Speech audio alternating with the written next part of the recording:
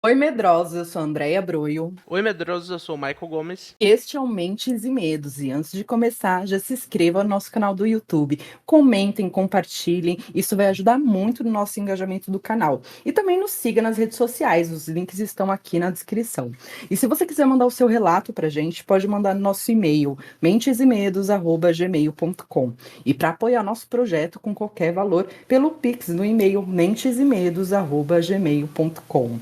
E qual que é nosso tema de hoje, Má? Fantasmas no teatro. E a gente trouxe um convidado que é o Leandro Oliveira, que é um amigo nosso de longa data, que ele é ator e figurinista. E o Leandro, gente, ele tem tanta experiência na área. Assim, desde que eu conheço o Leandro, como a falou, há muitos anos, ele já estava com os dois pezinhos dele ali em cima dos palcos. E ele já atuou em diversas peças, já fez várias apresentações e conhece muitas histórias sobre os bastidores. E por que não muita coisa sombria, né?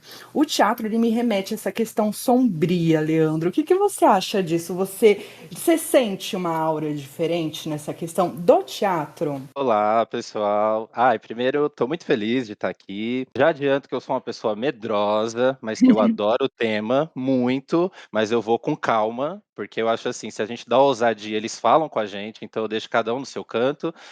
E sim, eu acho que o teatro em si só, ele já traz toda essa atmosfera, né? A gente tem muitas peças sombrias, a gente tem as questões do próprio teatro, né? O Teatro Municipal aqui de São Paulo, né? Ele tem muitos rumores em volta dele, tipo, desde a sua construção, né? Que eu acho que um dos temas que eles falam muito é a própria questão dos trabalhadores que morreram lá, né? Ele é um teatro muito Sim. antigo, foi construído, acho que em 1903, salvo engano, mas eu acho que é isso mesmo. E desde essa época, a gente pensar, não tinha recursos, não tinha equipamento, então muita gente morria nessas construções. E fora isso, passou muitas peças lá. Então, desde as primeiras peças que começaram, já começou os rumores do Teatro Municipal. E eu acho que um dos mais famosos, que até inclusive eu tenho um amigo que diz, que também já ouviu, é o famoso piano que se escuta à noite no Teatro Hum, Municipal. sim. Gente, ele falou que foi passar esse som, passar um som, ele é músico, fica lá na mesa e tal, então ele tem que testar tudo antes, né? E aí ele fala que em determinado momento ele começa a ouvir uns dedilhados, dum, dum. Aí ele falou, nossa, deve ter gente ensaiando aqui ainda, Ele estava tal. sozinho? Não, lá na cabine sim, entende? Só que é Aham. mais perto do teatro, assim. Mas é um horário que ele me falou que a galera já estava indo embora. Então ele só estava finalizando ali, né, pra apresentação do outro Sim, dia. os últimos ajustes. Isso, que a galera da técnica é quem se ferra, gente. Assim, vai ficar ali muito tempo.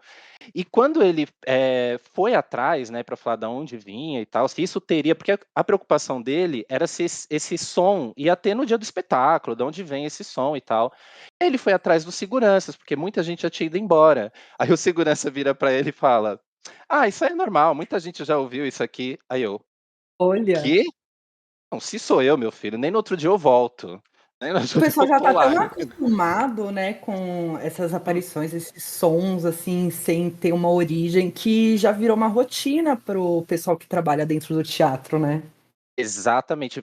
E a galera do municipal, principalmente funcionários mais antigos, relata muito a questão até no próprio acervo, no palco, barulhos de, como eu disse, de instrumentos, pessoas falando, e tem muita coisa da lamúria, de sons de Hum. lamúria, assim, no palco, como se fosse um Ai, choro, eu não fiz isso, que gente, pelo amor de Deus. triste.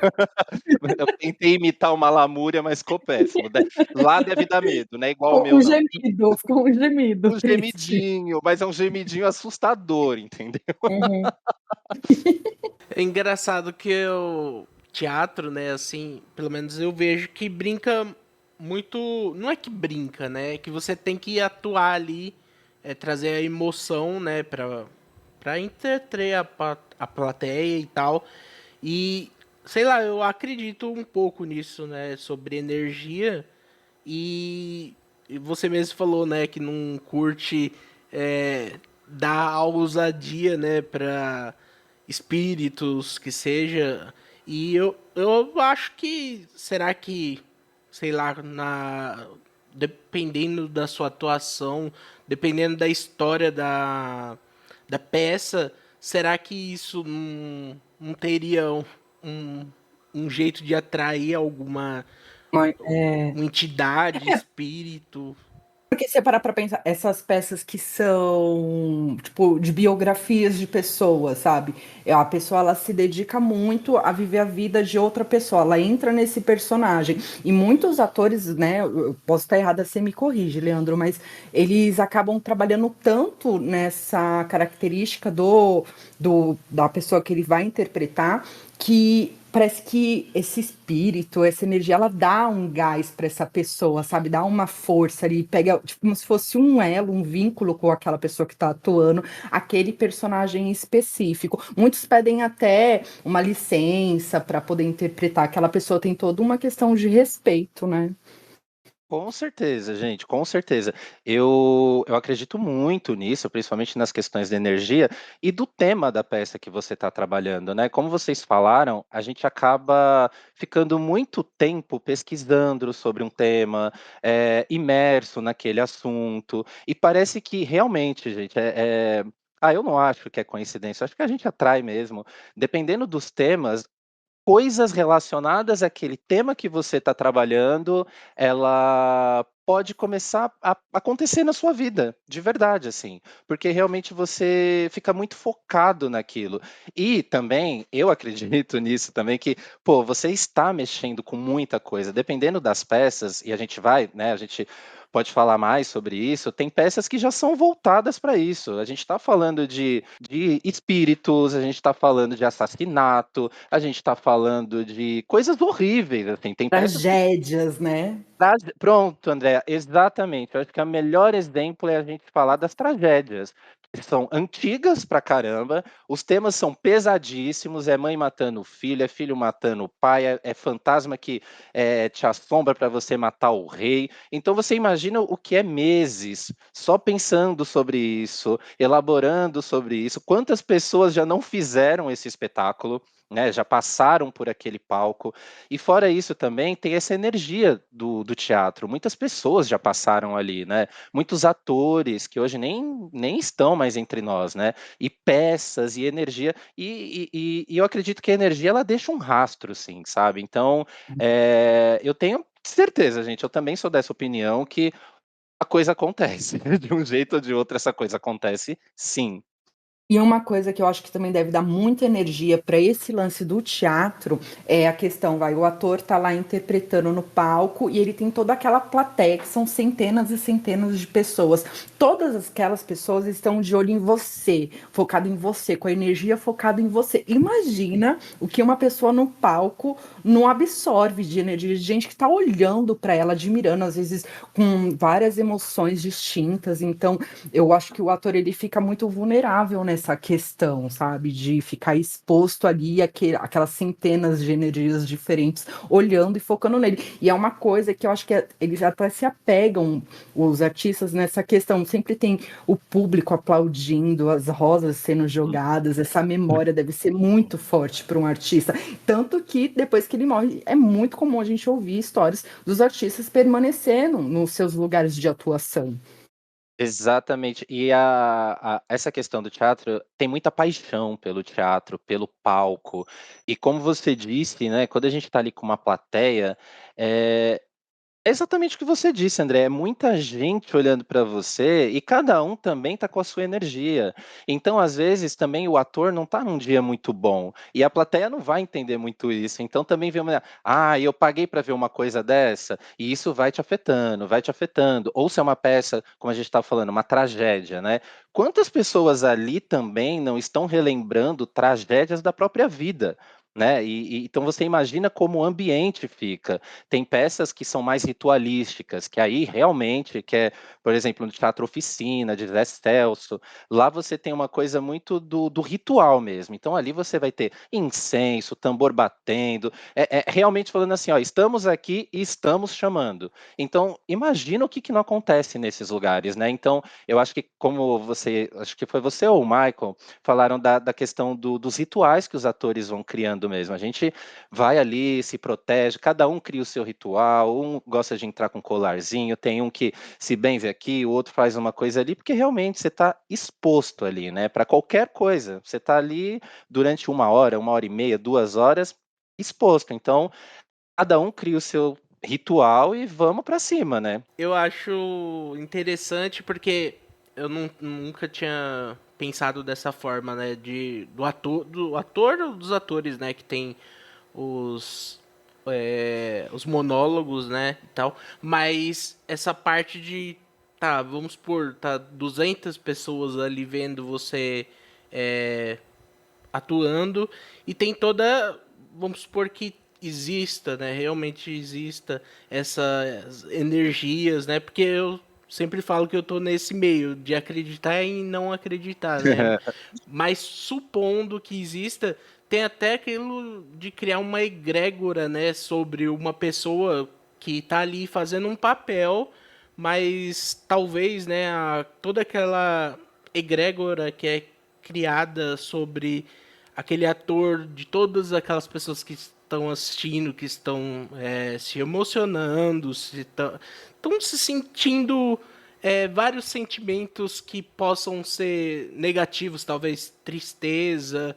Tem a peça do Romeu e Julieta, né, que para mim assim é Uhum. muito triste. Tem aquela coisa dos dois amantes se matarem, né, que se auto-exterminarem.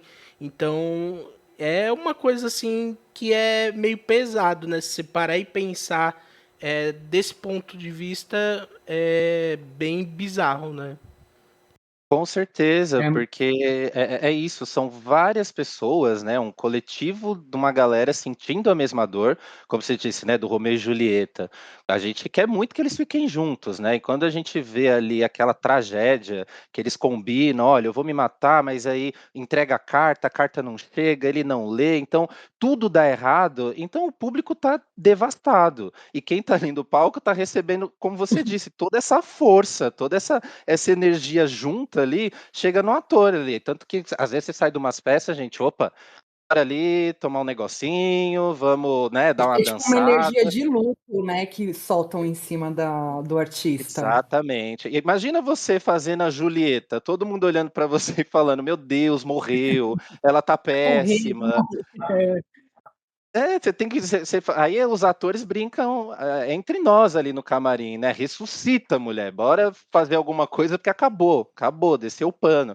Mas também tem uma coisa que existe muita técnica também, né, a gente acaba o ator, o artista em si, ele estuda muito, tem muito ensaio, então a gente vai criando técnicas para poder lidar com isso, porque querendo ou não, os nossos sentimentos, o nosso corpo é o nosso material. Então, se eu não me preparar, não tiver um preparo, não ensaiar muito, não ter as técnicas, imagina eu me deixar afetar todos os dias. Se eu estou com uma peça em cartaz de quinta a domingo, eu não consigo. Então, eu tenho que criar também toda uma técnica, todo um estudo para conseguir driblar e lidar com isso de uma melhor forma, inclusive transformar isso em combustível. Falar, é isso que vocês querem? Vocês querem sofrência? Então bora junto.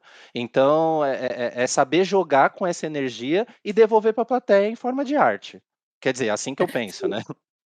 Vocês acham que, por exemplo, isso aconteceu, por exemplo, com o ator que fez o Coringa, o Heath Ledger, porque falam que ele entrou muito nessa questão do personagem e também teve toda essa egrégora, né, de pessoas vendo essa interpretação magnífica dele e realmente ele foi o melhor Coringa que passou e a gente viu uma entrega, a gente acabou associando o Coringa à imagem do ator e depois a gente viu tudo o que aconteceu. Óbvio, a gente sabe que teve outros problemas por trás, mas será que a energia não colaborou, sabe, para o personagem acabar se entrando nesse buraco sem fundo que ele acabou entrando com medicação e álcool e tudo mais para acontecer o que aconteceu com ele? Ah, então, eu não sei, né? Porque acho que foi nas últimas semanas, eu li uma entrevista que fizeram com o Christopher Nolan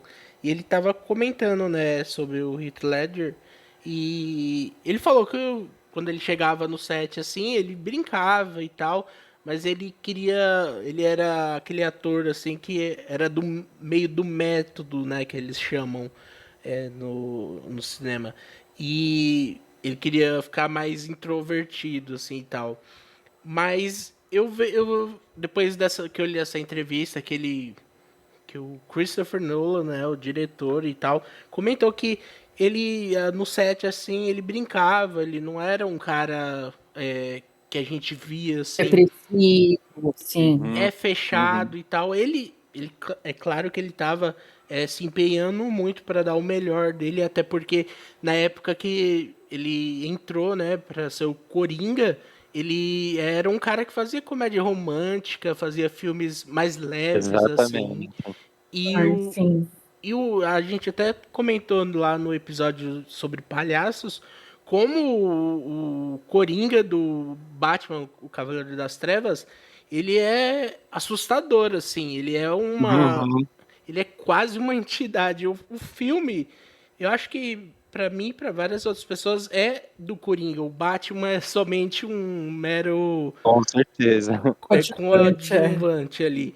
Então, tem, eu acho que, como a gente já estava falando, né, sobre esse negócio de energia, se você acredita, é claro, né, eu acho que tende a ajudar, assim, se você tem um problema já com algum, alguma depressão, usa alguma Uhum, droga, álcool, né, uhum. e tal, e você tendo ali uma condição financeira para adquirir mais drogas mais fortes que a gente sabe que são caras, Aham. né? Então, eu acho que acaba. Pode ser um pouco, mas acaba ajudando a acontecer o que aconteceu, né? Que ele acabou perdendo a vida. Com certeza. E tem, eu estava ouvindo vocês e pensando também que, né, falando dele e também de outros atores, eu penso que no caso dele, né, o caso do Coringa, a gente está falando de uma loucura extrema, né? Eu acho que o laboratório, que é quando os atores vão fazer, estudar, ficar imerso nesse tema, geralmente você tem um preparador de elenco que te ajuda a lidar com tudo isso, mas dependendo do tema e a profundidade que você tá, se você não tá legal, eu acredito que aquilo vai destravar coisas dentro de você. Não estou falando que é o caso dele, mas eu digo que muitas vezes, e eu já vi isso acontecer com pessoas perto de mim, né? Você fica tão imerso, entra em contato com um tema tão difícil que você nunca conseguiu lidar com ele na sua vida, sabe? No caso do Coringa, a gente tá falando da loucura, ele foi para um lugar, é o que vocês falaram, o filme é dele. Eu também acho, tanto que as cenas que ficam são ele, é ele no caso, né? Então acho que ali ele acessou um lugar de uma insanidade que a gente sente aquilo de uma forma tão forte que eu não sei o que isso também destravou na vida dele, né? Porque entre quatro paredes, né? Quando você chega em casa, aí o negócio é onde aperta, né? Porque você tá ali no set de filmagem, lidando com tudo aquilo, e um filme demoram-se meses para ser gravado, né? Então você imagina que É. todo dia você está acessando a sua loucura. E você não Ele sabe ficou lidar mais de muito um bem com ano, aquilo. né, acessando, no caso, você para Exa é, pensar, toda aquela ação até o filme ser exatamente. lançado, Exatamente. é As muito filmagens duram meses, mas a pré-produção, a preparação do elenco, isso começa muito antes. Então, um filme desse tamanho, com certeza, André, tipo, é coisa de anos, assim, quando ele recebe o papel, ele, opa, peraí, isso também é um papel mega importante, já tem um monte de referências, já temos outros Coringas, então, peraí, eu quero ir para outro lugar, mas se eu também não tô ali preparado, ressalto que não sei se foi o caso dele, mas me parece um pouco assim, você acaba acessando coisas que você nem fazia ideia que você tinha essa questão, entendeu? Então, é e uma questão isso psicológica. exatamente, pode ser vários temas, pode ser a loucura, peças que tratam de abuso, temas sobre qualquer tipo de tema que você vai entrar em contato e você não está muito bem com aquilo, né? Você não está conseguindo elaborar aquilo muito bem, você vai trazer à tona de uma forma muito poderosa e aquilo vai tomar conta de você, né? Então a gente tem que estar, o ator ele precisa cuidar sempre da mente e do corpo, porque é o material de trabalho. Então, eu acho que no caso É. dele, pra mim, fica um pouco assim, sabe? Sim. Uma coisa que me pega muito também, que eu vejo, vai, no caso, ele estava atuando em sets de gravação. Dentro do teatro, eu vejo uma questão diferente por causa do lugar mesmo. Os teatros, eles costumam ser muito escuros, tem Uhum. aquela ambientação toda para sonoplastia, para questão sonora, e tem um ar assim sombrio, sabe? E eu reparei que os teatros, principalmente os teatros municipais de Uhum. todos os estados, são teatros antiguérrimos, de 1800, da época imperial, e são teatros lindíssimos e muito parecidos com os teatros europeus antigos, e realmente são obras de arte. E o teatro municipal, que você falou, o municipal aqui de São Paulo, acho que todos, né, devem ser no centro, os teatros municipais, mas aqui no centro, eu não sei você, Leandro, mas eu já comentei com o Maicon que eu sinto uma energia pesadérrima, e eu acho que o lugar também ajuda muito. Quando eu era pequena, uma vez eu e a gente tirou uma foto ali embaixo. Como é que chama aquele lugar que fica embaixo que tem umas estátuas? É o Vale do Ah, Anhangabaú, lembra? isso, É, embaixo do viaduto do chá ali, não é? isso. Aí Ah. eu me lembro que eu e o Má tirou umas fotos da nossa mãe, aquelas máquinas mais antigas, né, que você tinha que revelar o Sim! filme. E quando a minha mãe revelou, saíram vários riscos vermelhos, vários, vários. E na Eita. época a gente pensou que era coisa da máquina, né? Aí o meu irmão me mandou essas fotos um tempo atrás e ele começou a reparar. Ele falou assim: Nossa, isso é muito. Porque assim, era muito estranho, não parecia que era da máquina, parecia que estava do nosso lado, sabe? E eram vários lugares e era vermelho, era tipo como se fosse um risco de energia passando.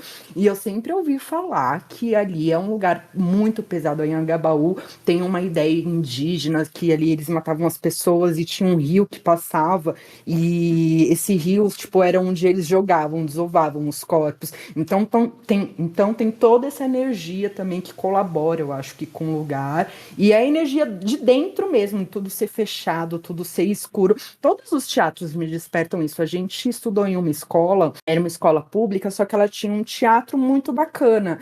E naquele teatro eu já ficava pensando, eu falava, nossa, será que tem alguma coisa aqui? Porque traz essa atmosfera. Muito. E você falando ali do próprio teatro municipal, o entorno, e a coisa. Ah, só um parênteses, você falando, desbloqueou uma memória aqui, um medo de infância, que era Ah, as fotos.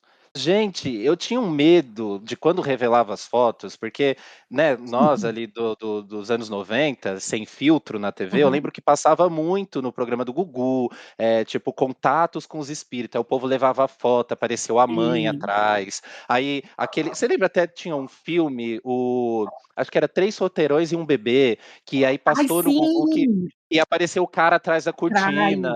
Eu nunca mais vi Medo. esse filme. Eu nunca mais vi esse Nossa, filme. essa captura é muito bizarra. É muito, é muito. E essa questão da foto eu sempre tinha muito medo, porque era algo meio comum, né, André, da gente pegar assim e ter relatos de tipo, ai, É. aparecia um rosto atrás, e geralmente eram pessoas que já tinham morrido, e aí do nada aparecia uma mancha. Gente, eu tô aqui assim, arrepiado, e ainda bem que eu não tenho mais nada analógico, É. porque até hoje eu morro de medo. Não, mas no digital também aparece. Eu trabalhei com uma moça e ela era Pronto. viciada em tirar selfies. E um dia Não, ela ficou, eu eu não tive que quero fazer alguma saber. coisa. Não, amiga, eu tive que fazer alguma coisa. Aí eu falei assim, ô fulana, fica aqui no meu lugar pra eu fazer o que eu tenho que fazer, daqui a pouco eu volto. Aí ela ficou lá tirando selfie dela, né? Trabalhando, Hã. tirando selfie dela. Aí quando eu voltei, ela tava branca. Ela falou, Andréia, você não acredita? Ela foi me Ai, mostrar, ela tirando selfie dela. A empresa, a gente trabalhava, o lugar que eu trabalhava especificamente era um lugar que eu ficava sozinha, sozinha. Tinha um corredor atrás de mim, mas não passava ninguém credo. naquele corredor. Passava uma pessoa que eu conhecia, que era o diretor da empresa só.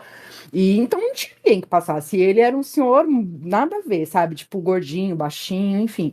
Ela, quando ela Aham. tirou a foto, apareceu uma mulher atrás dela, dava pra ver nitidamente a mulher. Sabe quando a pessoa tá até meio que levantando o rosto assim? Ai, E que ela falou horror. assim, eu falei, mas nossa, não tinha ninguém. Ela falou, não tinha ninguém. E eu sei que não tinha ninguém, porque para entrar nessa empresa, a pessoa que fosse entrar teria que passar por ela para entrar na empresa. Então não entrou ninguém e saiu na foto. Aí esses dias eu até pedi essa foto para ela, só que ela falou que ela ficou com tanto medo que deletou. Mas Eu era um teria encosto. quebrado o celular, eu teria quebrado, eu teria jogado. Ó, ainda bem que a gente tá gravando isso aqui de dia. Só tenho isso para É. dizer. Mas, voltando, né, que vocês tinham comentado também da questão da energia do lugar. E eu acho que esses teatros, eles já carregam mesmo, como você disse, esse formato europeu, né? Era o momento dos cafezais, do chá, né? Por isso chama ali viaduto do chá, eram as plantações. Então, o Brasil ali estava naquele desenvolvimento, mas a gente sabe muito bem que foi em cima de muita gente. Então, ali na Uhum. própria construção desses teatros, que eles tentaram importar mesmo. Aqui em São Paulo, eles estavam tentando fazer a nova. Ai, não sei se era a Nova Itália, Nova França, algum teatro que eles Ai, estavam tentando nomear esse lugar com esse nome. E muitas uhum. pessoas, inclusive escravos e enfim, morreram na construção desse lugar. Então você imagina o que esse lugar já carrega de história e energia com ele. Aí você vem e coloca um plus, que é bora fazer peça de assombração aqui dentro. Então, gente, é o Sim. combo, né? É óbvio que você vai. Eu, pelo menos ali à noite, eu acho assim, é monumental e assustador. Eu amo olhar o Teatro Municipal de São Paulo, o Ai, do é Rio lindo. também, muito lindo. É de uma beleza, mas ao mesmo tempo é de um respeito que eu falo. Se eu ficar olhando muito para aquela janela, alguém vai aparecer. Então eu não olho muito. Esse negócio igual o Teatro Municipal do Rio, ele também tem várias histórias de assombração. Várias. Tem a história, tem todos os funcionários comentam, eles falam que eles veem um bailarino que já dançou lá, já fez apresentações, chamado Dennis Gray. Então eles veem esse homem passando pelo teatro, assim, eles identificam o homem passando pelo Ai, teatro. Tem a clássica mulher de branco, que eu acho que todo teatro tem que ter uma mulher de branco, essa mulher tá em básico. cartaz em todos os teatros. Essa mulher tá em cartaz em Todos. todos, gente. Desculpa, Não, pode voltar. inclusive, essa mulher de branco tem uma que tem um nome e sobrenome, que é a Gabriele Rejane. E ela foi uma mulher que fez apresentações, né, em 1800, e ela teve um problema ali de saúde, ela acabou falecendo e falam que o pessoal vê ela até hoje. E quando eles veem ela aparece como um fantasma de branco, super assim, iluminado, e eles não veem os pés dela. Ela meio que flutua e entra nas paredes, bem coisa de fantasma mesmo. E uma coisa muito interessante, porque no Japão, os japoneses eles falam, eles têm essa cultura de que você identifica um fantasma olhando para ele e observando se ele tem ou não os seus pés. Se ele não tiver os pés, é porque é um fantasma, e esse é o caso dela. Mas eu assim, eu acredito que alguns fantasmas tenham pés ainda, sabe? Não sei. E vamos Também incluir teve também, os. né, gente? Não vamos também, É, né? Você não é um fantasma porque você tem um pezinho. Assim, não quero ver nenhum, mas eu acho que os dois eu já coloco no balaio do fantasma, gente. Apareceu, sim. tá transparente, tá ali, eu não vou olhar até o pé. Provavelmente eu já vou ter desmaiado antes de olhar, de chegar no pé mesmo.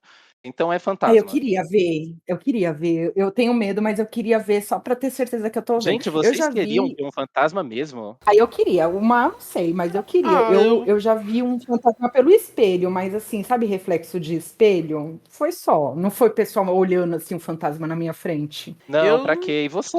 Hã? eu querer ver, quero pra, tipo, saber que realmente existe, né, o sobrenatural.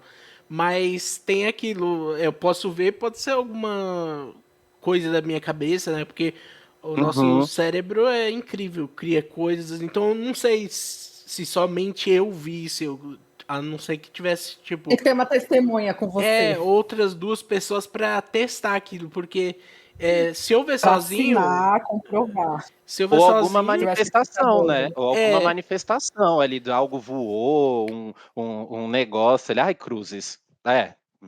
Te entendo. Mas ó, gente, já para deixar registrado, fantasmas, eu não quero, tá. Vai para o Michael, vai pra Andréia, já tô deixando Pode aqui, ó, aparecer pra gente. registrado. Pronto. Pode. Tem um que ele viu, mas ele não viu um fantasma, ele viu uma névoa aparecendo, também era o empregado do teatro, e essa névoa foi entrando, ele ficou paralisado, e a névoa começou a fazer um formato, tipo, paralelo, assim, como se fossem garras, mãos. E ele falou Aff. que essa névoa foi para cima dele e começou a enforcar ele, olha só. E ele falou que nesse momento ele entrou em pleno desespero, saiu correndo, gritando, desesperado, enfim, continua trabalhando lá, mas com o cu na mão, né? Então, mas assim, é muito interessante. São muitos relatos em teatro. Tem o Teatro Santa Rosa, em João Pessoa, na Paraíba. Também Sim. tem a história de um mágico sueco que fez uma apresentação lá, o Palambrega. Ele tinha um assistente, o Louis, e ele estava fazendo um teste lá num negócio de energia no colo dele, era muito precário esse equipamento, e o equipamento simplesmente explodiu no colo dele, matou ele na hora, vitimou também o seu assistente, e as pessoas falam desde então que vem esse mágico andando ali pelos corredores do teatro. Também tem uma questão muito forte ali, que antes de construírem, porque também tem essa maldição de terreno, né, gente? Uhum. Quando eles construíram o terreno do teatro, o prédio do teatro, eles construíram em cima de um ex-pelourinho. E o que a gente já imagina que vai acontecer? Porra, um monte de gente ali sendo escravizada, torturada, morta. As mulheres, elas eram violentadas. Tinha tipo um porão ali, um calabouço ali que eles ficavam e tinha uma forca na frente também. Então, assim, eles construíram o teatro. A gente pensa até na nossa Praça da Liberdade, né? Que eu fui descobrir que Exato. a Liberdade aconteceu isso. Eu fui descobrir, eu já era adulta. Mas a Sim. história por trás, assim, é muito forte. E as pessoas relatam que não vêm só os artistas dentro do teatro, eles também veem esses espíritos sofridos dessas almas que foram escravizadas lá dentro, dessas mulheres que foram violentadas pelos homens ali. Então, assim, a energia ela não é só do teatro, mas também do lugar que ficou. Então, eu imagino também do Teatro Municipal de São Paulo, o lugar onde foi construído, todos os centros eles têm essa história. É engraçado você falando dessa mulher de branco. Eu tava dando uma pesquisada, né? No Teatro Santa Isabel também, que fica no Recife, que o teatro foi inaugurado em 1850. Então já é o Os mais século. antigos, né? É o século ali que explodiu os teatros. Tem também a Uhum. aparição da mulher de branco, conforme o Lê falou. Ela tá em Vai, cartaz em fala. todos os teatros aí. Tem também no. Tem um teatro que fica em Los Angeles. Ele chama Orfeu. Tem vários teatros chamados Orfeu ali na América do Norte. Mas esse Sim. no que fica em Los Angeles tem uma mulher de branco também. Tem um fantasma que dizem que é de uma menina, que ela é por volta de uns 12 anos, que ela veste um vestido branco e ela tem tipo uma meia calça preta, mas ela não usa nenhum tipo de sapato. E desde 1923 ela tem aparições dela até hoje. E desde quando tem essa aparição dela, também começou a aparecer um suposto homem de cinza, assim, que as pessoas dizem que ele é como se fosse um espírito que quer tirar a menina dali, levar, encaminhar ela, seja pro céu ou pro inferno. Não sei se existe ou não, né? Mas as pessoas dizem que esse espírito desse homem cinza, ele fica atrás dessa menina desde 1923 para tentar levar ela Mostrar o pro, cavalo. pro próximo passo, mas ela não quer ir. Então, tá ela e Louco. esse homem cinza que eles chamam até hoje, tendo aparições deles, costumam aparecer no atrás que eles falam, né, na coxinha, um negócio assim. Ah, E sim. eu acho uma história assim bem louca, porque é de um fantasma que tá outra, pode ser Querendo levar o outro, né? uma entidade, eu acho que seria mais uma entidade, né? Querendo fazer a passagem dela, mas a menina tá desde Pegada. 1923 recusando. Ela tá apegada, ela quer Ela fazer gosta. a peça É, dela, ela quer fazer ela e tem tá. que deixar, ela tem que fazer. É.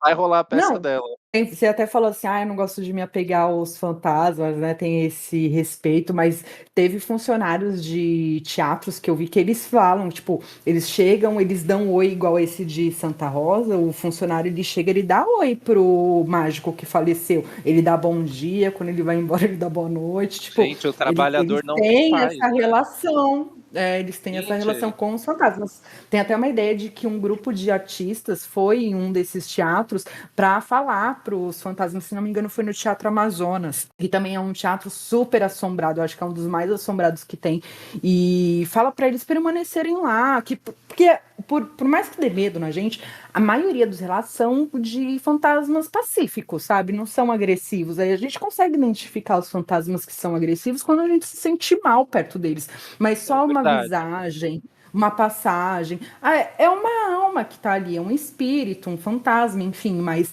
tem essa diferença. Então as pessoas elas não se sentem tão ameaçadas por esses fantasmas que vivem dentro dos teatros. É que você tem que até também ali aprender a conviver, né? Tipo, você é o seu Uhum. trabalho, você tá ali todo dia. Então, é isso. Se cada um no seu canto, ó, bom dia, assombra aí o seu lugar, eu vou aqui cuidar das minhas coisas. Eu acho que se for uma relação pacífica, tudo bem. Agora, se começar jogar coisa, gritar no pé do meu ouvido, ah, não, gente, Ah, é não, demissão aí na não dá. hora.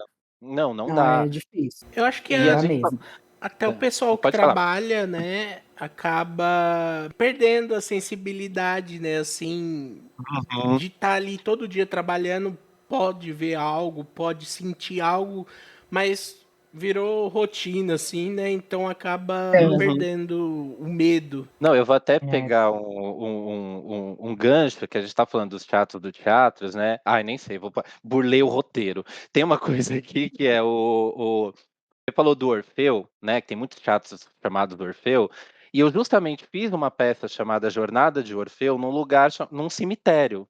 Então você imagina que a gente está falando aqui de lugares, está falando não sei o quê. Você imagina você ir exatamente para o lugar com uma peça que está Exato. falando justamente sobre isso, porque Orfeu na mitologia, ele é quem faz a comunicação do submundo, o mundo de Hades, que para nós aqui seria o inferno, e com o Olimpo, né, que seria o céu. Então, era exatamente a junção, o combo para dar alguma coisa, né? Você pega o tema da peça, que é sobre inferno, e coloca no cemitério. Então, gente, Hum. foi babado aquilo, viu? E não foi qualquer cemitério, né, Leandro? Conta um pouquinho pra gente. Você fez essa apresentação dessa peça no Cemitério da Consolação, que é um dos cemitérios mais antigos aqui de São Paulo, e é um cemitério enorme, muito bonito. Nossa, é lindo, assim, você vê várias obras de arte e tal. Eu não. É um cemitério até artístico, assim, não dá medo de entrar. E aí você imagina, se já é tenso você fazer uma peça dentro do teatro, dependendo do tema e tudo mais, imagina você ir dentro de um cemitério fazer uma peça de teatro. Conta um pouquinho pra gente como é que foi essa experiência maravilhosa de atuar dentro de um cemitério. Não é qualquer cemitério que a gente tá falando também. Nossa, gente, foi uma experiência. Primeiro que foi assim, foi muito supetão, assim, a peça já existia, ela começou lá na Consolação, né? Só que Foi o infelizmente primeiro quando projeto que teve na Consolação de fazer atuação dentro do não, cemitério? assim, eu acho que já teve alguns, mas esse foi o que ficou mais tempo. Tanto que essa peça já existia, ela começou lá no Cemitério da Consolação, e depois ela foi para o cemitério ali das Clínicas, que é nossa, Sim, esqueci, Redentor, eu acho que é Cemitério ah, Redentor, da Redenção, alguma coisa assim, que é um uhum. cemitério um pouco diferente desses que a gente está acostumado. Lá não tem aquelas estátuas de anjo, não tem, são os túmulos, ainda tem uma fonte, tinha umas tartarugas lá dentro, era um lugar bem diferente, assim, de questão de cemitério. E quando o ator não pôde fazer, a diretora entrou em contato comigo, uma amigona, falou: olha, eu tô precisando, tô pensando em você, tipo, você consegue? Eu falei, ai, ai, ai. Aí eu Ai, pensei bem, caramba. eu falei: "Como assim?" Porque uma coisa é você pegar o processo do início, né.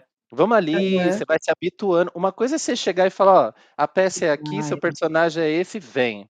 Mas pelo carinho e pela vontade de ter essa experiência, eu falei: "Vamos". Era a Então quando eu Patrícia a que estava Patrícia, fazendo? exatamente, exatamente, ela que estava Aham. fazendo a direção. E Maravilhosa. Aham. maravilhosa. E aí, quando a gente foi para o Cemitério do Redentor, foi quando eu substituí um dos atores que não podia fazer.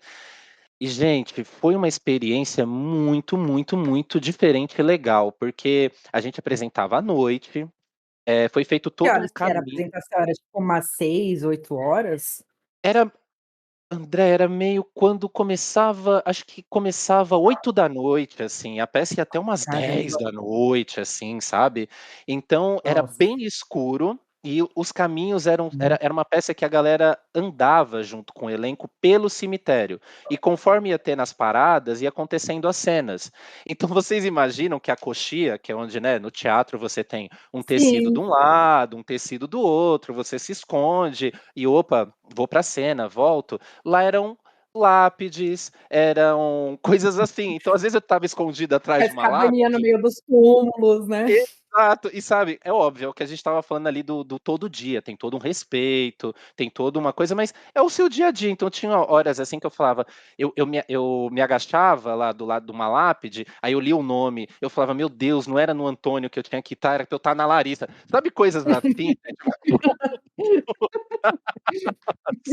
Eu falei: "Meu Deus, não é o Antônio, é não sei quem". E assim, eu lembro, é que ali também acontecia uma coisa da adrenalina, né, a gente estava com uma adrenalina lá em cima, fazendo uma coisa diferente, mas assim, eu mesmo já vi coisas lá.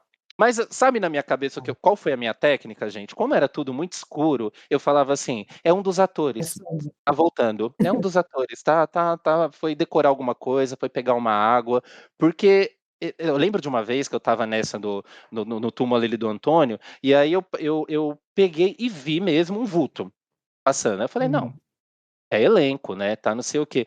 Mas eu na minha Sim. cabeça falei: "Espera aí, a próxima cena já é a última, então tá todo mundo dentro da capela", que a peça terminava dentro da capela, onde é feito o Hum. velório, onde gente, terminava na capela, com Hades lá dentro esperando todo mundo. E aí eu falei: Hum. "Espera aí, o público tá lá dentro, os atores estão lá dentro, a diretora tá lá dentro", eu era o último a entrar, eu acho. E eu falava: "Quem tá aqui fora?". Gente, vocês não têm Caramba. ideia como eu queria que esse dia acabasse, que e desse a minha fala logo pra eu entrar, falar: "Olha, morreu, vamos lá, saímos". Porque foi desesperador esse dia, juro pra vocês, porque eu não vi uma ou 2 vezes, era uma coisa que ficava passando, assim. E eu falei: "Ah, Sim. é o elenco", mas eu falei: "Pô, tá todo mundo lá dentro". Aí foi, É, não assim, tem explicação. não tem. Você tenta E achar na também sua cabeça, né. exato, pra você terminar o trabalho, né, porque a minha vontade Aham. era de pôr a minha roupa e sair correndo, porque ainda a gente usava, aquelas túnicas gregas, né, e são Hum. curtinhas, e não sei o quê, ai, era um frio, gente, um frio, tanto que se, tivesse muito frio, a peça era cancelada, porque era ao ar livre, era muito frio, Sim. era muita barata, muita Ai, as barata. barata voadora, né, inclusive eu ia assistir Ah, essa peça já faz uns anos, né, e eu me aham. lembro que quando eu estava me preparando eu acho que eu estava na faculdade, era muito corrido o meu tempo para conseguir, mas eu fiquei muito entusiasmada em ver, eu não pude ver, Uhum. infelizmente, mas eu me lembro que uma amiga minha viu, a Dani, e ela falou: "Ai amiga, várias baratas voadoras", sabe, então, Ai, aí eu já fiquei sim! eu falei: "Mano, que medo, eu não sei que eu vou ficar com mais medo dos espíritos ou das baratas voadoras, sabe, são Mas depois baratas foi das carnívoras". baratas. Depois foi das baratas. Eu Gente, era uma coisa imagino. assim, você imagina que você tá indo lá fazer a sua cena, do Elas nada vem andam uma igual barata. elas voam igual um zumbi, né, todas tortas, assim, dá um Boa, e ela desespero. teve um dos meninos que era apenas o principal, que fazia o Orfeu lá, ele estava falando a cena dele, simplesmente veio uma barata na testa, assim. Nossa. O público gritou. O público gritou, e Ai, quem que não estava nojo. vendo, né, os atores que estavam lá nas coxias, nas lápides, achavam: "Nossa, ele tá arrasando, ele tá entregando tudo, Ele ele tá não tá sei o" e na verdade era só ele uma tá dando o barata. seu melhor. Exato, ele Uma entregou puta de uma tudo. barata voadora. E o E pior gente, que era as um Não. E o pior é que as baratas, elas não estão lá comendo uma coisa que não seja. São Ai, baratas carnívoras. ai, gente, eu não É, tinha pensado nisso até hoje. Que horror, que não, é horror. foda, é tenso. Mas assim, ó, uma coisa que eu fico pensando nessa questão do respeito, sabe? Você viu os vultos e tal, mas eu acho também que existe toda essa preparação, todo o respeito individual de cada um que tá entrando ali todos os dias para fazer o seu trabalho, para entreter as pessoas, que foi um projeto muito, muito interessante mesmo. Se tiver de novo, eu adoraria poder ter essa oportunidade de ver. E essa questão, tem muitas pessoas, né? A gente que cresceu ali na década de 90, começo dos anos 2000, teve muito lance do gótico. E as pessoas elas iam muito em cemitério beber um vinho, tinham até relações em cemitérios e falam que os espíritos, eles a pior merda que você faz é ter relação dentro de um cemitério, porque né, já é um ato de muita energia. Você vai sugar uma energia fodida na sua vida. Mas quando você entra com esse propósito de entreter, de fazer uma coisa, talvez até os próprios espíritos gostem daquilo que tá rolando, sabe? Dessa mágica, né, que o teatro traz, assim, de todo o respeito que a equipe estava trabalhando ali dentro. Sim, com certeza, porque eu sentia isso, porque você precisa ter um preparo muito grande, né? Você não pode entrar ali num. Isso, né? Eu pensando hoje, é uma peça que eu fiz há muitos anos atrás, mas eu já tinha muito essa consciência, né? Você não pode entrar para profanar o descanso de alguém, né? Então, eu sempre pedia minhas licenças, tinha os meus rituais, chegava em casa, eu nem entrava com essa roupa, já ia tomar um banho, aqueles rituais Uhum. de vó, né? A Que minha já mãe também falava isso, não, tira a roupa de cemitério, não pode Eu entrar. fazia tudo isso, gente. Tudo isso que vocês imaginar eu fazia, ia, pedia. E por incrível que pareça, esse dia do vulto eu fiquei com muito medo, mas não era uma coisa que. É o que agora pensando, é o que vocês falaram, a gente sente, né, quando Uhum. é algo que Agressivo. exato, que vai te machucar ou que não tá ali. Eram coisas tranquilas, parecia que estavam ali assistindo mesmo. E várias pessoas do elenco relatou também, não só eu. Mas nunca aconteceu algo assim de alguém se machucar ou voar alguma coisa, nada Ficar agressivo. com encosto depois para casa, né? Levar junto alguma coisa. Exatamente, exatamente. Nunca aconteceu isso. Eu acho que sempre teve muito respeito e a gente conversou sempre muito sobre isso, porque era um tema, a gente falava, será que a gente está desrespeitando? Será que isso é profano? Aí Não, quando a acho que gente foi não. pensando, não, quando a gente foi pensando sobre, inclusive sobre o tema e a mensagem que a gente queria passar, que era tipo, poxa, ainda estamos vivos, né? A gente está saindo desse lugar. Então, o que que você vai fazer com isso, né? É, Você teve toda essa jornada, falamos sobre morte, falamos sobre o mundo sobre o inferno, falamos sobre as escolhas, mas ó, a porta está aberta, você vai voltar para a sua vida. E aí, o que que você faz com isso? Então, acho que a é, mensagem era muito boa. Então, por isso que eu acho que sim. eles também respeitaram e curtiram. Espero, né? Sim, sim, até porque várias pessoas ali que conviveram e viram várias peças maravilhosas, porque ali tem muito rico, né? Vamos combinar, enterrado, então eu acho que eles conseguiram, eles apreciaram, com certeza, né? Eles estão acostumados a ver as peças, né, gente? Amei. Antigamente não era para qualquer um, não, né? Antigamente o negócio era só para quem tinha dinheiro. Hoje em dia a gente tiver essa Exatamente. diversidade, né? Mas não, até pouco tempo atrás não era assim. E tem uma questão também, assim, às vezes a gente imagina o máximo do medo de um ator atuar é no cemitério. Então, assim, é o máximo, é mais forte do que todos os lugares, ele tá no foco. Mas teve uma peça também que eu vi uma vez, foi ali na Paulista, eu não lembro, amigo, se você tava comigo, mas estava ali passeando com uns amigos e a gente parou na frente da Casa das Rosas, que fica ali na Avenida Paulista, e de repente a gente entrou lá, tava rolando uma peça, e eu nem sabia que Sim. peça que era. Tipo, eu simplesmente entrei, foi no meio. E eu Foi no acho, Itaú eu tenho uma Cultural, não verdadeira. foi? Não, foi na Casa das Rosas, foi dentro da Casa das Ah, Rosas. do lado, que é do lado do Itaú ali. Sim, sim, eu Uhum. lembro. Aí Uhum. eu me lembro que a gente entrou e eu sou obcecada por castelos, mansões, casarões. Eu acho essas casas antigas magníficas. E o meu sonho era entrar dentro daquela casa e foi a minha primeira oportunidade. Aí a gente começou a assistir a peça, eu não tinha ideia do que ia acontecer. E era uma peça chamada Valsa número 6 do Nelson Rodrigues.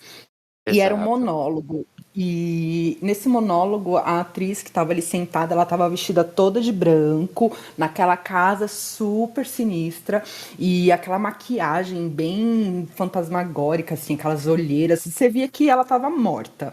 E ela Uhum. chamava Sônia, essa personagem principal. E ela começava a falar, como eu não tinha ideia do que estava acontecendo, estava ali perdida, ela começava a falar e aí dava a entender que ela tinha morrido e ela tava tendo, tipo, lembranças da vida dela. E de repente ela saía correndo no meio da Casa das Rosas. E a Casa das Rosas, ela tem várias portas, aquelas portas francesas que você abre duas portas, assim, que são lindíssimas.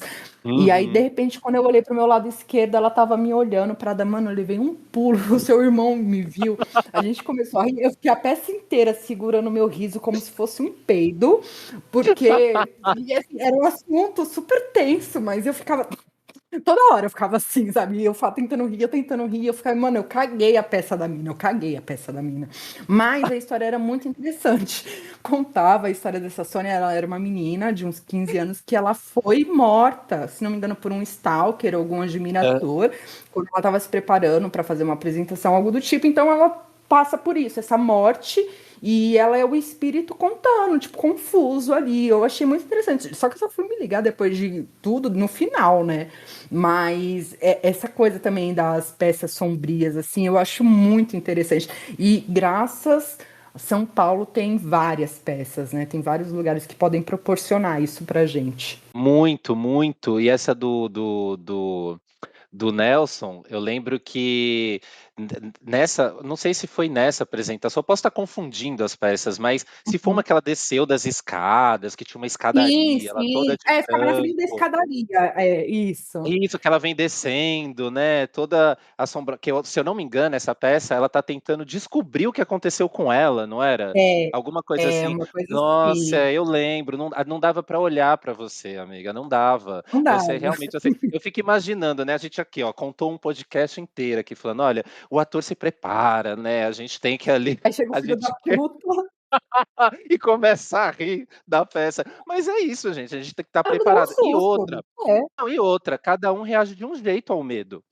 É, nem todo mundo Uhum. vai ficar: "Ai, que Eu fiquei em susto, ai, choque. que me", exato, tem gente que vai rir, tem gente eu, por exemplo, sei lá, eu quando tomo muito susto, a tendência é eu dar um grito e já xingar na sequência. É assim, é automático, eu não sei qual é o método de vocês. O meu é um grito e assim, a coisa mais baixa que vem na minha cabeça eu falo. Não sei vocês, mas cada um reage de um jeito, né. Sim, sim, é muito louco isso. E uma coisa também que me pega muito, eu fico vendo assim nessa questão dos bastidores, né? Quando as cortinas se fecham, a gente tem a ideia de os atores estão ali interpretando, tá tudo lindo, aquele espetáculo, só que atrás existem pessoas invejosas, os coleguinhas ali que quer furar o olho da pessoa, quer passar a perna. Então existe muito essa questão da competição entre os atores, por trás, óbvio que no geral, o ambiente costuma ser muito leve, descontraído, mas existem pessoas invejosas nesse meio que fazem sabotagens, né? Que tem essa questão assim que um quer passar a perna no outro. Eu me lembro muito daquele filme O Cisne Negro, que tinha essa pegada, sabe, Hum. de uma competir com a outra. Eu vejo muito disso. Uma questão que eu vejo também muito nos bastidores, que eu acho que é aterrorizante para um ator, para um artista, é a questão dos stalkers, porque eles estão muito mais expostos aos stalkers do que uma pessoa comum e vai, chega uma pessoa com problema mental lá na plateia, assiste, Uhum. fica obcecado por você e é comum a gente ouvir histórias de artistas que foram mortos pelos seus stalkers, né? A gente vê isso nos Beatles até. Aham. Eu acho isso muito aterrorizante, sabe, essa ideia. E também tem a ideia do apego à fama, que aquele artista ele tá tão apegado àquelas glórias, aqueles louros, que quando ele falece, o suposto paraíso para ele não vale a pena. Ele quer estar ali, ele quer sentir essa energia, ele quer Olha, sentir essa egrégora, né? nossa, eu não tinha pensado, mas faz muito sentido isso do que você falou, né, do ator que viveu tudo isso, e aí faz até sentido ele continuar ali no teatro, né, ele É um continuar apego. é um apego, É porque tem o estamos aí. extremismo, né? Não vamos Não, negar, existe o com extremismo nesse certeza. meio e a pessoa se E apega demais à vida que ela construiu. Exatamente, a gente tá falando de ego, né. Por exemplo, a gente tem aí a Menina de Branco, mais de 100 anos em cartaz, a gata não vai sair. Uhum, Isso ela para mim é um exemplo dos atores, tô brincando. Mas, sim. quando você falou dos conflitos, como que é por trás, essa coisa da inveja, dos stalkers e tal, eu vou falar da minha experiência, por exemplo, eu vim Uhum, muito de teatros de grupo, teatros pequenos, então era uma coisa que, por exemplo, a gente não ganhava dinheiro, a gente sabe como é que é, o incentivo à cultura aqui, ou você tem que ganhar um edital, ou você tem que conseguir um patrocínio, porque senão você vai fazer o teatro na guerrilha, você vai ganhar bilheteria, você vai, enfim, viver dessas coisas. Muitas vezes a gente paga para fazer teatro, né? Essa é a sim. realidade. A gente gosta tanto, a gente acredita tanto nos projetos que a gente acaba investindo naquilo. Então, quando Quantas é um vezes eu não grupo, vi você comprando sua própria roupa? amiga, muito, fui em muito brechó comprar roupa para teatro, muito. E quando. Então, por ser um grupo que está ali investindo, não que não tenha isso, né?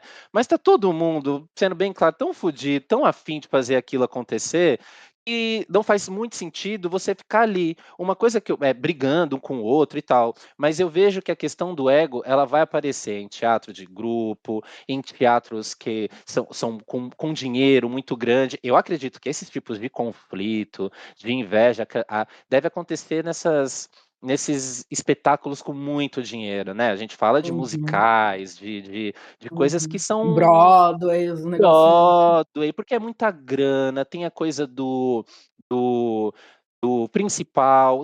Por exemplo, na cena do teatro musical de São Paulo, a gente tem fã-clube para atores. Tipo assim, a atriz que fez a.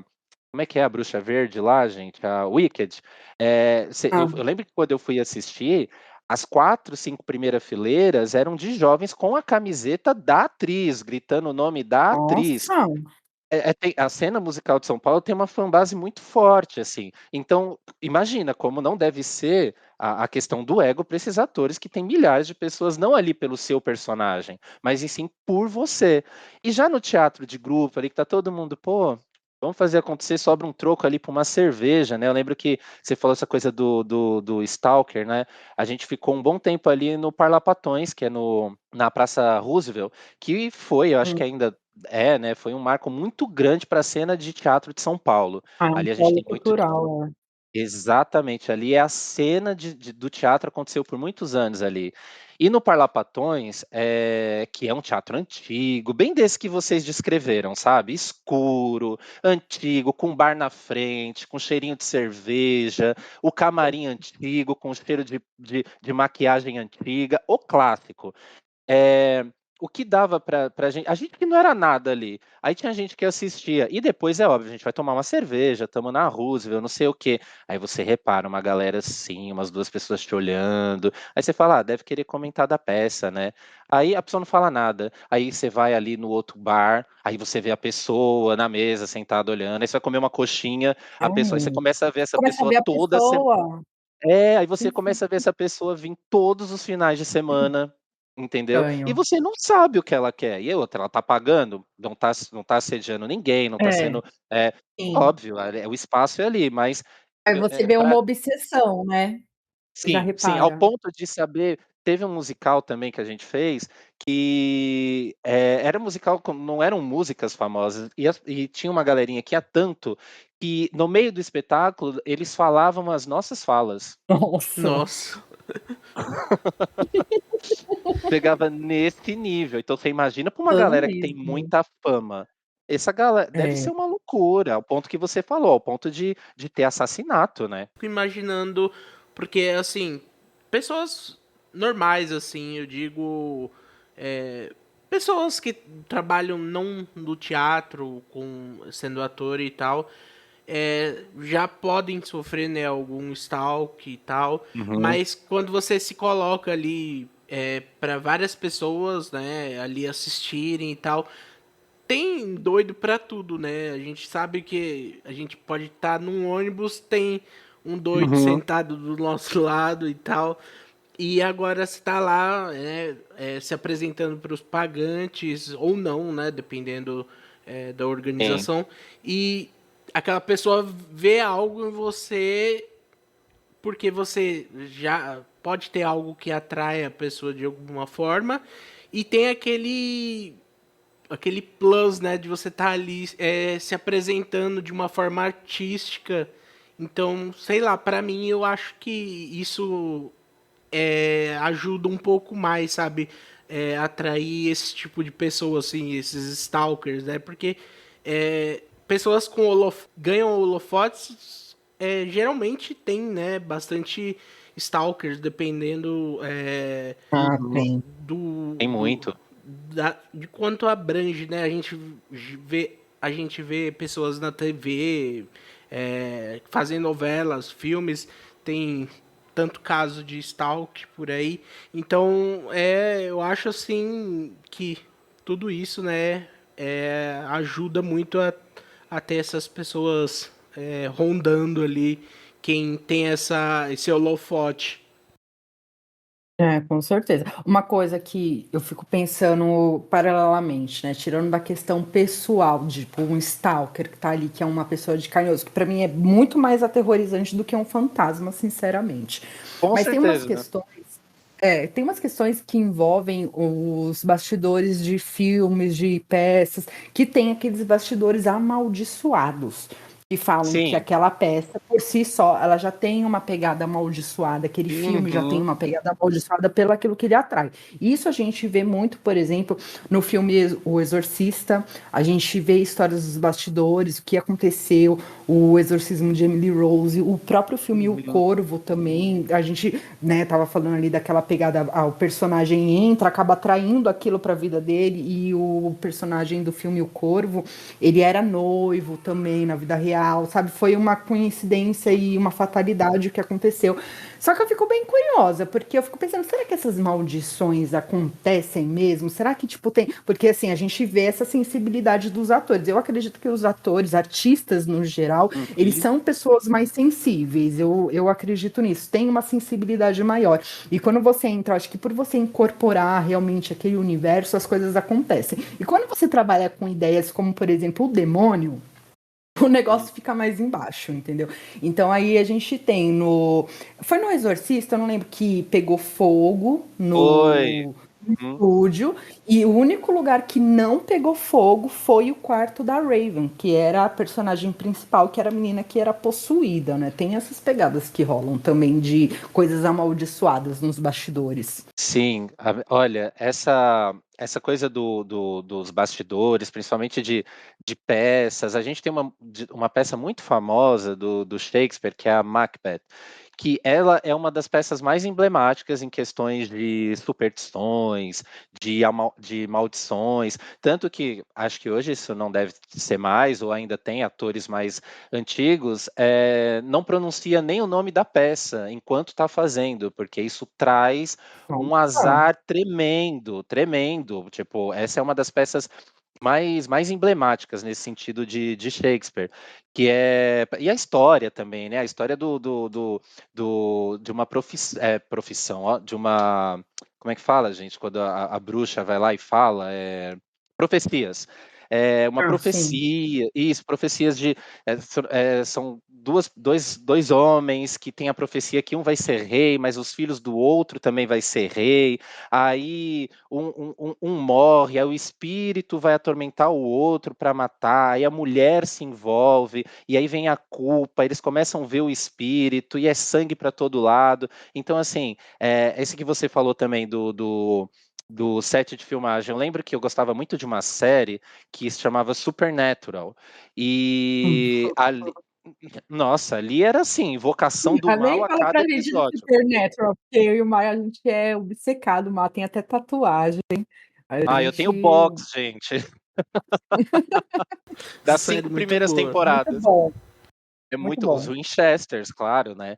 E, eu lembro que eu ficava olhando para aqueles, eu acho que já nas últimas temporadas eu já tinha uma noção melhor do que era um set de filmagem, então eu já tinha um olhar já um pouco mais, né, crítico, eu olhava um pouco mais como pode dizer, como aquilo foi feito, sabe, como Mais que por que que esse técnico, é. isso, isso. E os objetos, as coisas que estavam ali, eu falo: "Gente", e aquilo é real. E depois que eu trabalhei Uhum, com sim. produção de arte, né, tipo direção de arte, essas coisas, a gente vai atrás das coisas mais realísticas que vocês pensarem. Por exemplo, para o próprio cinema, aqui em São Paulo, e acredito que em vários lugares, a gente tem acervos de objetos gigantes para cinemas.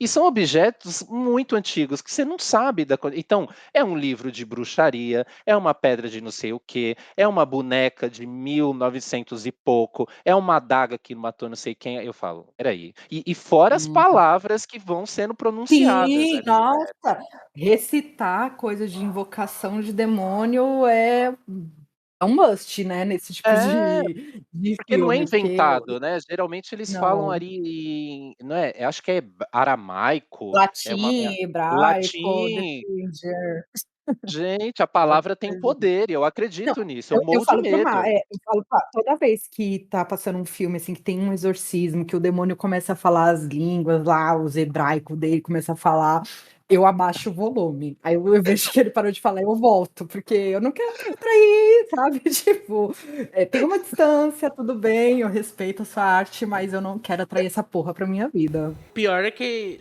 no Supernatural, no Exorcista mesmo, né? Eles usam realmente nomes de entidades, né? Demônios, que nem no Exorcista eles usam o que é o Pazuzu, né? Que é um demônio lá, o rei dos demônios da Babilônia e tal. Suméria, São coisas Gente, assim muito antigas que o homem olha com quem você tá mexendo, né?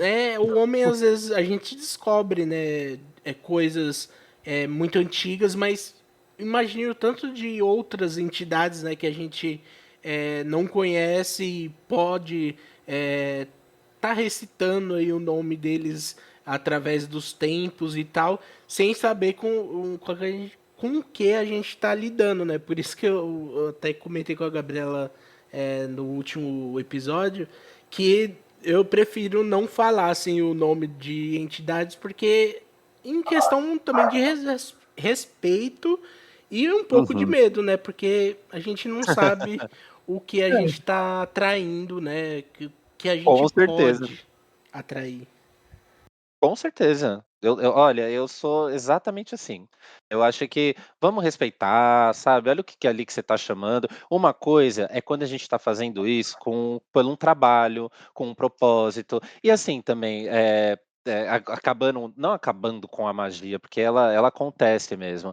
Mas num set de filmagem, as coisas são muito profissionais, entende? Então, por exemplo, é. aquela cena é gravada milhares de vezes. Tipo, É tem um cortada, estudo. editada de formas E diferentes. assim, corta, para, volta de novo, vê aquele objeto, os atores já interagem com aquele objeto, para quem está fazendo, aquilo já não tem o impacto que tem pra gente, porque é todo dia fazendo aquilo, né. E isso não quer dizer que não haja um respeito, que não haja uma entrega, eu digo que não é o mesmo impacto de falar, ou por exemplo, fazer lá no Supernatural, né, que a gente tem aquelas orações gigantes, aqueles chamados, aquelas invocações. Os atores, para decorar aquilo, até eles decorar, aquilo já encheu o Nossa, saco, entendeu? Então, para é. eles falar aquilo é tipo, ai, que bom, foi. Porque você erra uma palavra e você fala, puta que pariu. Eita, põe o pi aí. Errei. Volta, alá, xaralá, elabasturas, não, elabasturas, aí então você perde um pouco, mas para nós que tá desse lado, que tá ouvindo tudo perfeitinho e editado, eu acho É, que o negócio é outro. a força é outra, né. Nesse filme do Exorcismo da Emily Rose, eu assisti o making of, eu até vou te mandar, porque realmente é magnífico. O make off é um show à parte, sabe, do Aí eu quero filme. ver. E mostra o diretor mostrando as cores que ele utilizou, a palheta de cores, porque tem essa questão fotográfica, e são aquelas cores amarelas, mais laranjas, que mostram tipo, como se fosse uma coisa meio sonâmbula, uma pessoa em um submundo. E a atriz, ela foi maravilhosa, né? Eu adoro, é uma das minhas atrizes favoritas, que é a Jennifer Carpenter. E ela fez até a irmã do Dexter, né? Na série Dexter. E ela realmente, quando ela foi fazer esse personagem, a atriz que indicou ela para fazer, ela falou: Eu quero indicar a Jennifer, por quê? A Jennifer, você não vai precisar fazer maquiagem nela. Ela consegue fazer as caras de possessão naturalmente. Então, aquelas caras que ela fazia era dela mesma, viu? Tipo, não era maquiagem, era Gente. ela ali se retorcendo e tal. E aí mostra cenas, e aí ela, ao decorrer das filmagens, ela falou que teve uma cena que, bem no começo, que ela tá na faculdade, que o despertador dela tocava sempre às 3 da manhã, 3h33, A hora 3h15. maldita, né? 3 da A hora manhã. do diabo, básico. Aham. E ela Básico. acordava nesse horário e começou a sentir a questão das possessões. E na vida real, ela começou a ter esses fenômenos na vida dela também. Todas as noites, às 3 da manhã, o despertador dela e de algumas pessoas da equipe tocava com uma música e não estava programado para tocar, simplesmente ele tocava, dava um tilt, não só no dela, mas de outras pessoas. Então, assim, ela começou a ser acordada naturalmente às 3 da manhã, 3 e pouco da manhã, no horário do demônio.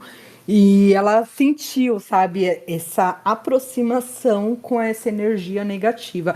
Mas, gente, foi um show também. Esse filme, para mim, é um dos melhores filmes de terror que tem, porque ela absorveu a história da Annelise Mitchell, que foi uma história baseada em fatos reais. E sempre quando aparece num filme, para mim, baseado em fatos reais, nossa, vai ser foda, entendeu? É isso que eu Então, quero.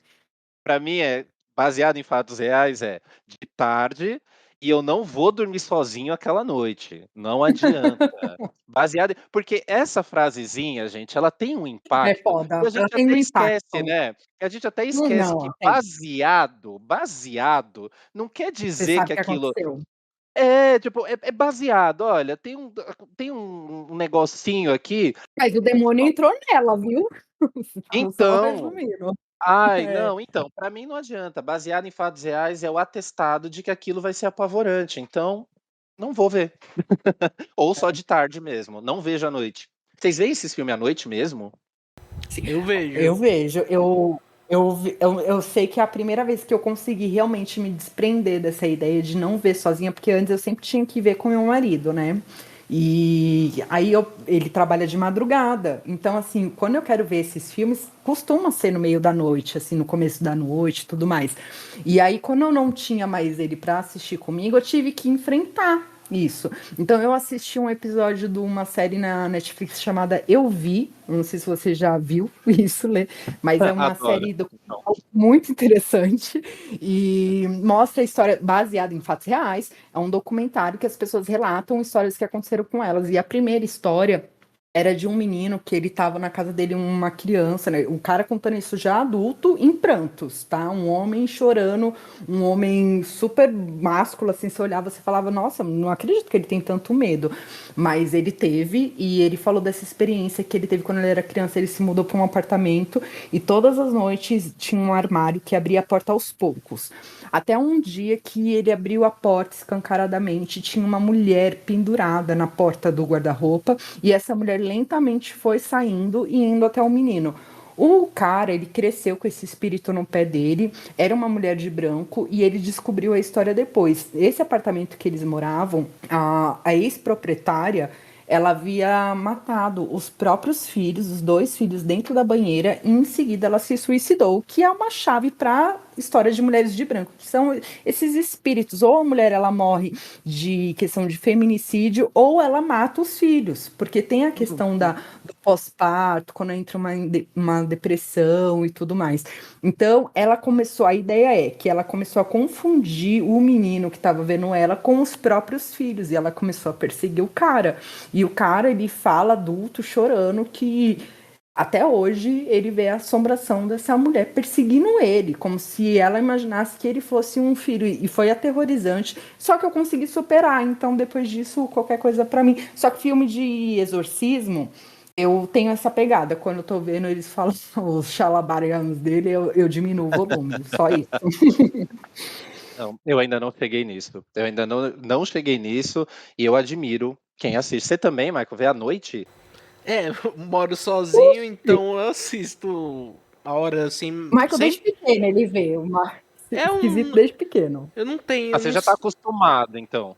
Acho que sim. Eu não, mas também ó, não tem nenhum filme assim que me cause um medo, sabe? Que eu vou ficar nossa e tal. Acho que o último filme que me fez sentir medo, assim, eu era criança, que foi o Cemitério Maldito, o de 89 Ai, lá, que eu ficava com medo de dormir e ver a Zelda, né? Que é uma personagem que é irmã da esposa, né? Que tem no filme. Então, mas eu acho que não tem nenhum filme assim que me cause medo pra eu não assistir à noite e tal, não conseguir dormir ou ter que assistir com alguém e tal. Mas é isso, eu vejo tranquilo, assim, sozinho, qualquer hora que for. Especialmente à noite eu tenho a preferência. É. E você nenhum, né, Lê? E você lembra de quando você assistiu o Sexto Sentido a primeira vez? Que foi um filme, caralho, esse filme é muito fugido, nesse eu sentido de nossa! Sabe o que eu lembrei? Você lembra que eu trabalhava em hospital, né, quando eu era bem mais novo, assim, eu trabalhava sim, lá no hospital e trabalhava à noite e tal, e não sei o quê. sim. Eu nem sei se você estava nessa vez, que juntou todo mundo pra assistir aquele filme que foi o meu trauma, que foi o Atividade Paranormal. E aí, Hum. só que depois o bonito aqui ia pra onde? Dar plantão, entendeu? E eu dava plantão à noite, olhando para um No monitor hospital. também, num hospital. Gente, aquilo foi horrível, eu não conseguia mais subir em nenhum andar sozinho, nenhum andar do hospital, porque são aqueles corredores gigantes, né, e à E à noite noite é deserto. as pessoas estão dormindo e a luz só é aquela luzinha baixa nos corredores, é o clima perfeito para você se ferrar. Então, eu lembro que o último que eu fiquei em choque foi esse, e também teve um que foi o como é que era? Era algum filme desses de espírito, só que era japonês, que para mim Ah, são eu os sei. piores, tá. Eu São acho que não é são japonês, eu piores. acho que é tailandês. É Eu do não sei, espírito nas costas? exato, aí juntou 2 traumas, o que eu já tinha da foto com o espírito. Aquilo ali, Uhum. aí eu acho que ali eu falei: "Esse tipo de filme eu não dou conta". Mas, por exemplo, terrores mais tranquilo, eu vi aquele Blockbuster, assim. tipo aquele Fale Comigo, o Sim. Cemitério de Sei que Lá, todos esses, assim, eu esses dias eu até vi um que era o Tarô da Morte, e aí eu Ai, eu vi falei também, eu gostei, viu. não, eu achei muito bonito, a arte é incrível, os É, personagens dá super bem vontade de ter aquele feitos. tarô, né. Nossa, um figurino lindo, assim, Sim. dos tarôs e tal. Então, esse Uhum, tipo de que é um pouco mais acho que um pouco mais lúdico, né, não que os uhum. outros não sejam, É mas eu acho que quando a gente fantasioso, é.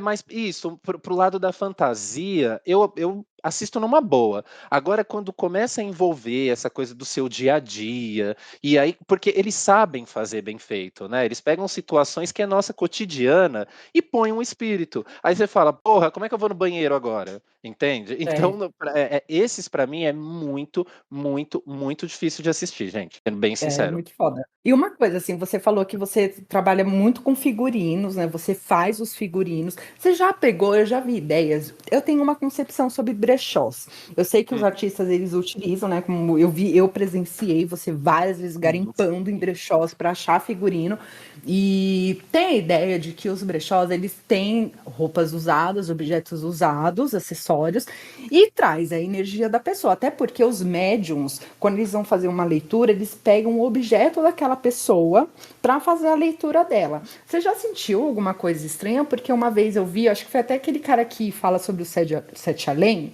Eu Hã. esqueci o nome dele, acho que é Marcelo Delucci. Luciano Esqueci, ai, Milice. desculpa. Luciano Mirici, isso, Marcelo Delucci, nossa, mas enfim. De 0 a 100 em 1 E minuto. Hã. aí ele pegou, ele falou de um relato que uma pessoa foi em um brechó ali na Vila Madalena, que é Hum, cheio de brechó, inclusive já fui em um lá indicado por você, hum. e a pessoa sentou tipo como se fosse num sofazinho, aquele sofá, parece sofá de psiquiatra, sabe? Esqueci o nome Uhum. também. Que é A você, divã, e a né, pessoa aquele divã. Aham. isso, um divã. E a pessoa capotou ali e ela teve como se fosse, ela teve uma dimensão paralela, ela foi para um mundo diferente, como se fosse um sonho muito vívido, ela voltou, ficou muito assustada com o que ela viu, que até então, né, colocam como sete além. E a dona do brechó falou assim: ah, você sentou lá no divã? Ah, todo mundo que senta aqui fala sobre isso, tipo, dá essa capotada, tipo, a energia do bagulho. E eu imagino que com roupas e acessórios isso deva ser bem forte, sabe? Eu não sei. Eu tenho, por exemplo, livros usados. Quando eu vou comprar livro usado, eu só compro livro usado em assuntos técnicos. Da área de direito, Ah, dessa pegada. Agora, quando eu for comprar livro de esoterismo, de ocultismo, eu prefiro uhum. comprar um livro zerado, porque a pessoa que utilizou esse livro, com certeza ela utilizou para fazer magia. Então eu prefiro ele estar zerado na minha mão com a minha energia. Você acredita nessa pegada? Sim, por exemplo, essa coisa que você falou dos brechós, os acervos, né? Gente, a gente tá falando, né? Você contando o caso do divã. Nossa, a gente está falando de um divã, né? Quantas pessoas ali sentaram para tentar resolver coisas complicadíssimas da vida e que provavelmente não resolveram, né? Então, eu acho que esses objetos, eu acho que sim, eles carregam muita, muita coisa, tem muita história, e eu acho que até por isso é um dos motivos para a gente também querer ir nesses lugares, sabe? Porque uma coisa, óbvio que dá para você confeccionar, ainda mais que se for um elenco muito grande e tal, mas tem 2 fatores, né, o dinheiro, que, pô, a gente voltando para aquele tema do teatro de grupo, não tem muita grana, não sei o quê, então a gente tem que ir pelo caminho que a gente tem acesso. Então vai ser pelo brechó, porque confeccionar é muito mais caro. E nessa questão de energias, assombrações e tal relacionados a brechó, eu já trabalhei num acervo, que era um casarão, gente, era um casarão com 2 andares, era uma coisa Adoro. assim, era o prato cheio. E eu odiava ficar lá à noite. Eu odiava mesmo, porque assim, primeiro que quando você, às vezes lá fechava às 6, né. Então, quando dava umas 5h40, tinha que subir, já começar a fechar as janela, fechar as portas lá em cima e Fazer finalizando. toda a preparação, é. Exato, só que tem umas épocas do ano que anoitece mais cedo. Entende? Uhum. Então ou, por exemplo, chegava uma figurinista lá de última hora e ficava produzindo, e quando você ia ver já era 7 da noite. E aí a pessoa vai embora e você tem que fechar tudo. Gente, eu tinha muito, muito, muito medo, porque tinha uma parte lá que era partes de tinha muita roupa nova, tinha muita confecção, mas tinha uma parte que era justamente disso, de figurinos de época, figurinos de teatro antigo e não sei o quê. E tinha muita máscara espalhada. Então quando dava a noite, dava muito a sensação que aquelas máscaras ganhavam vida, sabe. Tipo, era uma sensação muito estranha, não que eu tenha visto uma se mexendo nem nada, mas é uma coisa de é o que também é como o Michael falou, né, a nossa mente quando tá com medo também, ela pode produzir muita coisa, né. Aí já junta com uma pessoa que já é medrosa. Então era uma sensação, assim, de muita vigia sempre naquele lugar. E tinha outras pessoas que trabalhavam lá, que já relataram que à noite ouvia a gente lá em cima, já não tinha ninguém, achava que tinha cliente, não tinha. Que é o clássico de acervos e brechós, tipo, achou que tinha fechado a janela, volta, a janela tá aberta, que quando você vai pegando o apanhado desses lugares, os relatos são muito parecidos. E isso é uma coisa que eu acho interessante. Não sei se um vai se contaminando pelo outro, e também tem uma coisa que isso atrai. Isso eu acho interessante, tem muita isso atrai pessoas para ir para esse lugar, para viver também um pouco isso e trazer isso para o espetáculo, né. Então, essa É. coisa do próprio acervo é uma coisa que eu vivi, acredito e tenho um pouco de medo. À noite eu não indico, a não ser que seja, assim, vocês que gostam, não tem medo e tá de boa com o assunto, mas você sozinho à noite é muita coisa, gente, é muita energia, são roupas você parar pra pensar, tinham roupas lá que tinha, sei lá, da década de 50. Centenárias, né. É, tipo, É. umas roupas antiguérrimas. Chiquérrimas, assim, aqueles, chapeuzinhos do bem antigo, Sim. aqueles coletinho. Agora o que eu tinha mais medo era os ternos antigos, que eu falava: Ah. "Meu Deus, isso aqui já foi usado num defunto, eu tenho certeza, certeza que isso Ele aqui já foi pra veio algum evento com isso, e já aconteceu foi algum com a roupa bagulho. do defunto, eu É. tenho certeza, Ai, credo, certeza. Lê. Eu tenho certeza, E amiga, eu já devo ter usado em cena". Não, não, certeza que você já usou coisas Com assim em cenas de pessoas certeza. falecidas, certeza, não tem como negar, até porque quando as pessoas morrem, a gente tem esse impasse, né? O que que a gente vai fazer com as roupas dela? O que que a gente vai fazer com os acessórios dela? Quando a família não quer, vai para brechó, vai para doação, não tem o que E tá fazer, né? certo, E tem você gente que acaba tá perdendo um pouco dessa precisando, né. energia. É, Eu acho, com e tem gente que tá certeza. precisando, com certeza. Tem que fazer isso mesmo. E eu acho que também quem tá recebendo, como não sabe do contexto, não sabe ali o que acaba ressignificando, porque eu penso também, né, você ali, você tá precisando, tirando até um pouco do contexto dos brechós e tal, de doação de roupa, como a gente falou agora, pô, quem tá precisando também não vai olhar muito para isso, né, você tá Ah, não, precisando de não uma vai mesmo. roupa então você É, vai transformar isso, a sua vida já é assombrada, né, porque, pô, você tá ali numa dificuldade tão é, grande, e uma é roupa dessa você difícil. fala: "Ah, meu amor, eu cu não Vai not isso today, mesmo, Satã". é Vai isso isso mesmo. mesmo. É E isso, vamos eu usar. falo até porque eu já usei muito, uso roupa de brechó, quando eu era adolescente, tinha essa coisa muito do rock and roll, e para você ter um estilo rock and roll, naquela Uhum, época para mim era muito difícil, a situação financeira era uhum, muito difícil para minha família, e eu queria me vestir, né? E um coturno é uhum. muito caro, um sobretudo é muito caro, é tudo muito caro. Então, a Exatamente. solução que a minha mãe encontrou para me ajudar a ser ter o meu estilo, né, ter a minha personalidade na Uhum. época da adolescência foi comprar minhas roupas em brechó. Então, as minhas roupas de flanela, os meus coturnos, as minhas saias, os meus sobretudos, era tudo comprado em brechó. E eu tava ali linda, maravilhosa e nada Aham. me afligia, não tem essa, é muito da energia realmente o que você tá colocando ali e é uma coisa que tá se renovando. Mas o que eu sempre falo também, quando eu compro qualquer coisa em brechó, eu também sou brechoseiro, aquele já fazendo um merchan, também faço, trabalho com uma feira de trocas, que acontecem algumas Uhum. vezes no Sesc e tal. É o que eu sempre falo: "Pegou, faz o seu ritualzinho lá", eu acho que o primeiro que é o mais básico vamos, né, lavar, põe no sol, faz o básico Coloca essa ali, sabe. energia no bem, É, com certeza. exato, joga o seu cheirinho, vai transformando ela pra você, né, porque ao mesmo tempo é tão legal a gente poder falar também que, Compartilhar.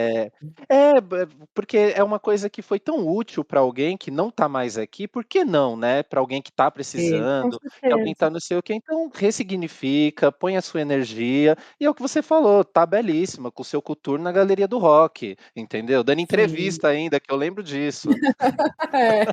E é interessante pensar porque você tava falando, né, ali do teatro que teve ali no cemitério e tal, e tem todas aquelas histórias, né, aquelas lendas urbanas de pessoas que pegam coisas de falecidos ali e acabam Uhum, tendo o espírito infernizando a pessoa até a pessoa devolver ou a pessoa enlouquecer e tal.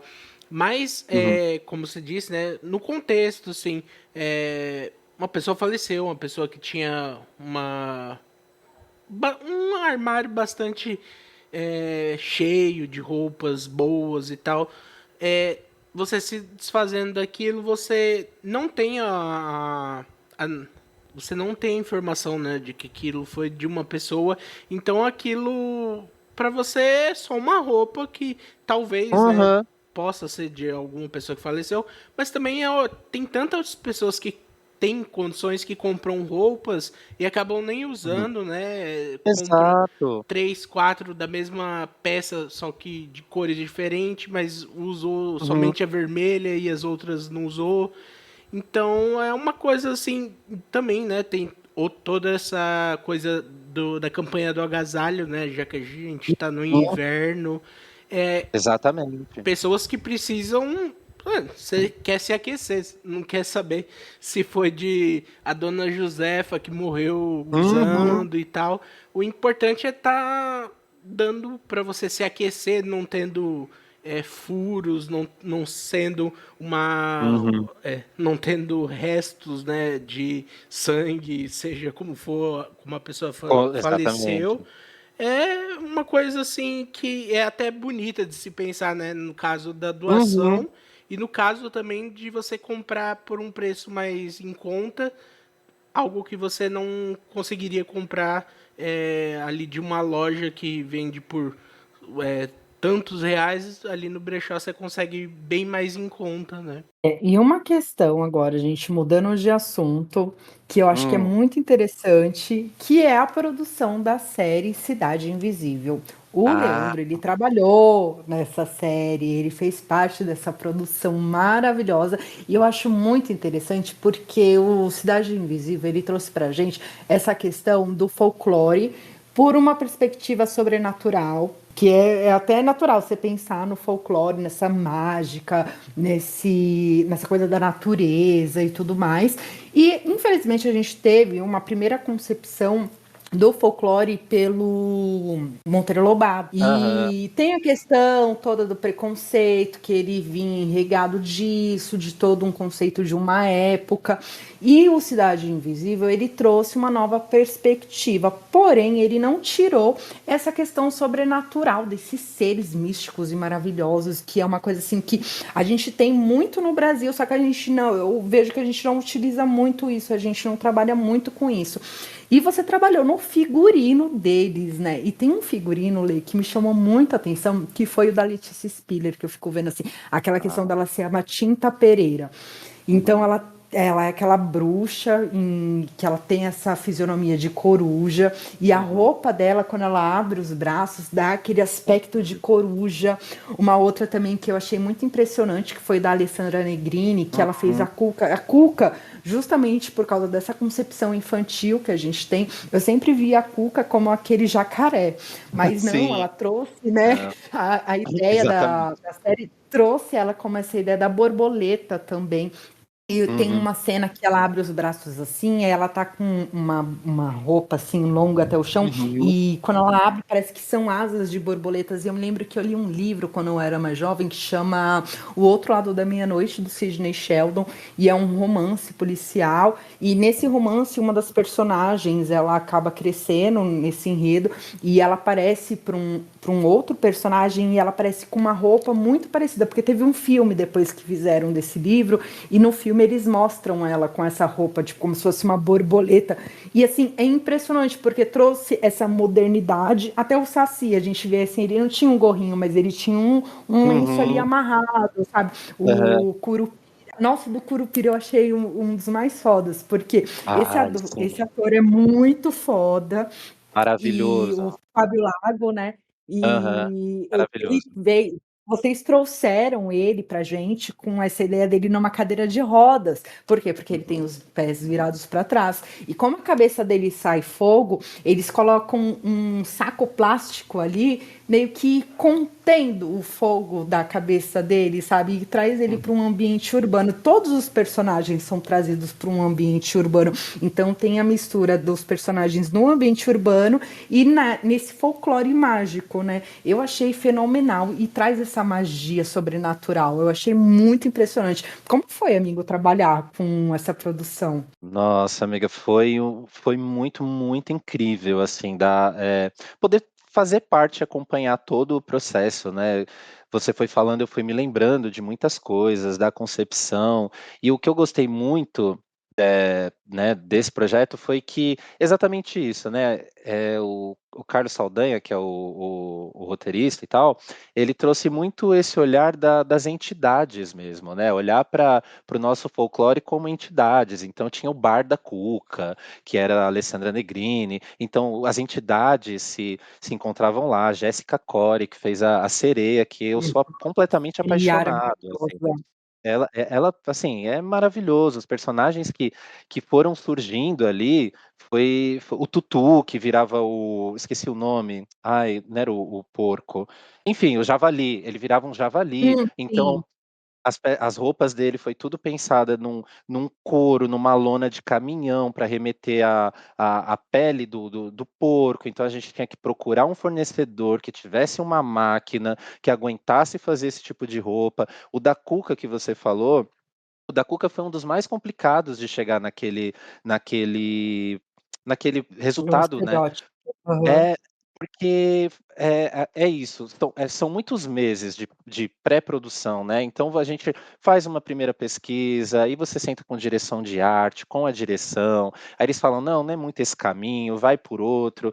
E a gente foi entendendo, o figurinista, que eu fazia assistência de figurino nessa época, e aí foi chegando nesse lugar das óperas mesmo, né, a gente falou tanto do teatro municipal, os kimonos dela são muito inspirados nas óperas antigas mesmo, ali nos anos de 1900, 1910, assim, do início do teatro mesmo, dos teatros municipais aqui.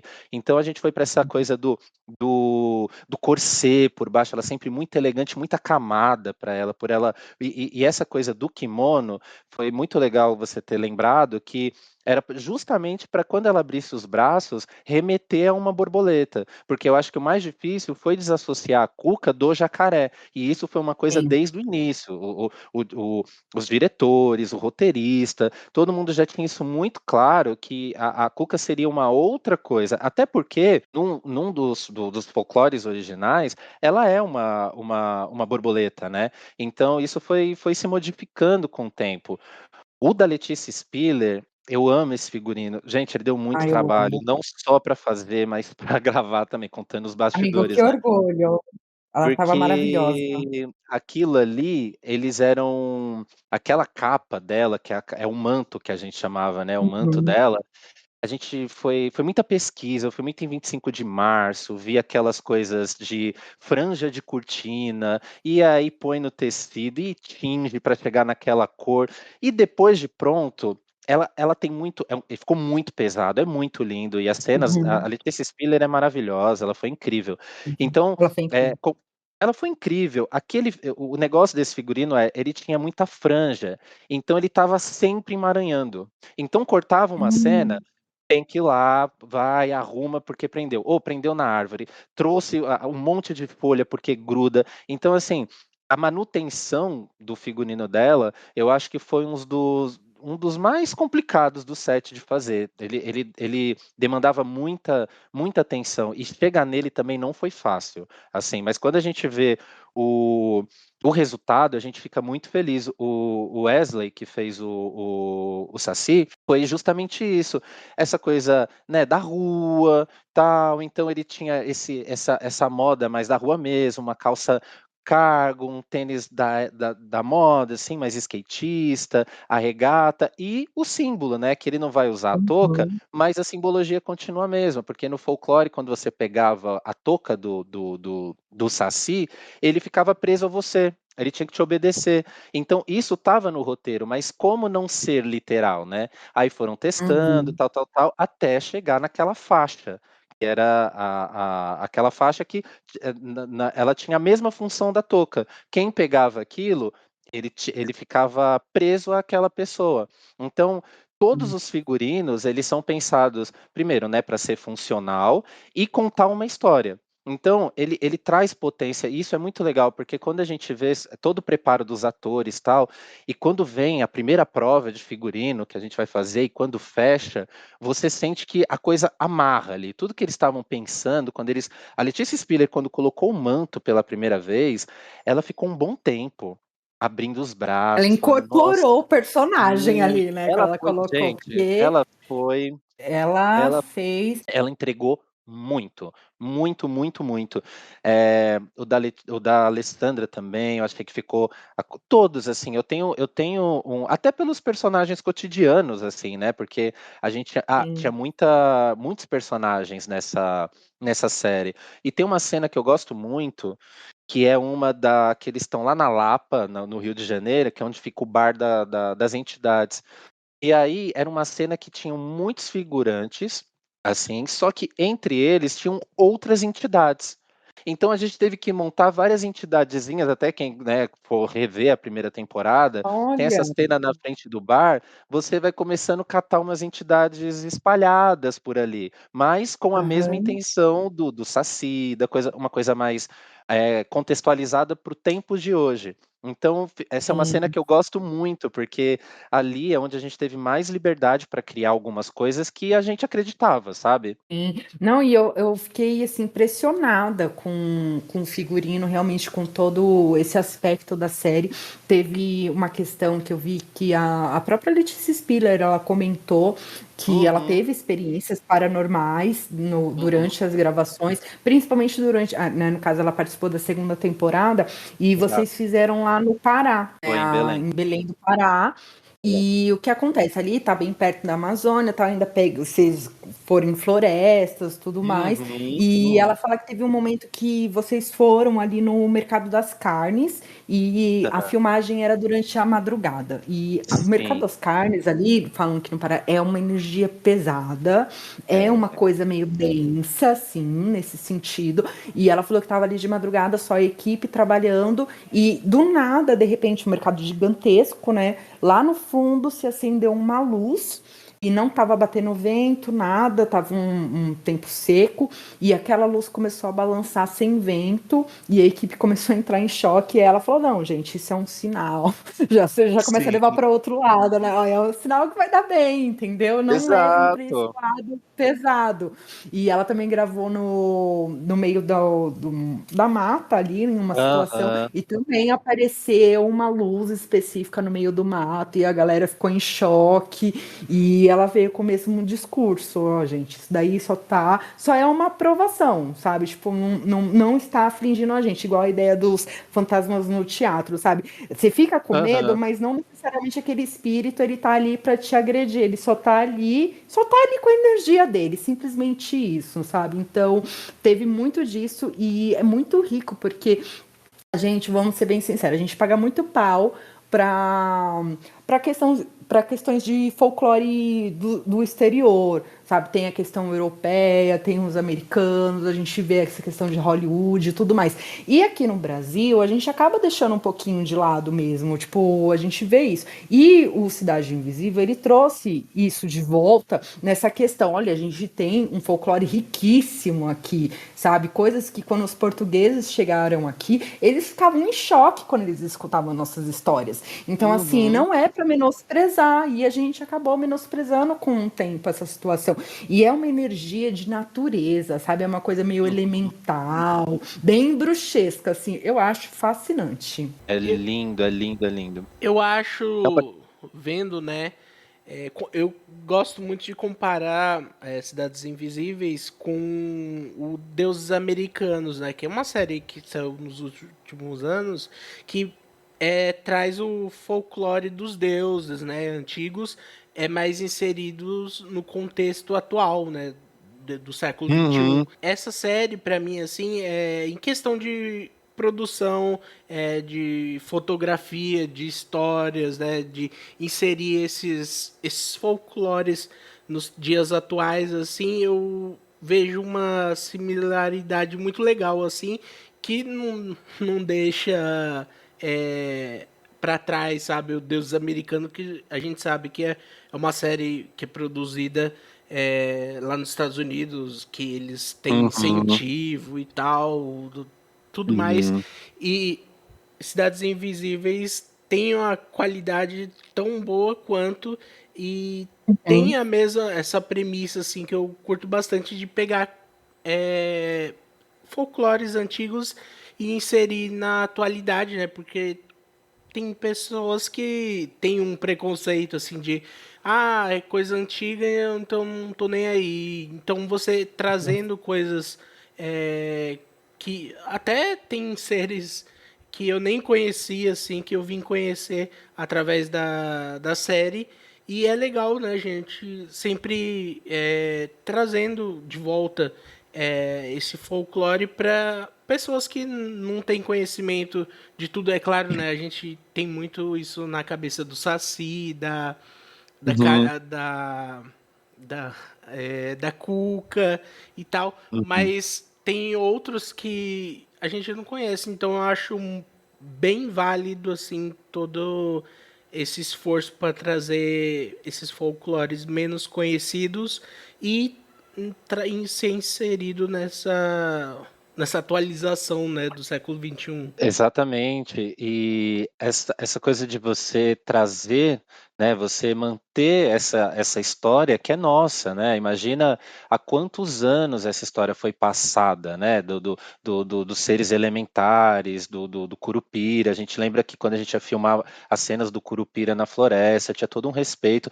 Teve muita questão da mata mesmo. A gente tinha que pedir licença para entrar nos lugares, sabe? A gente foi em lugares muito sagrados mesmo, assim.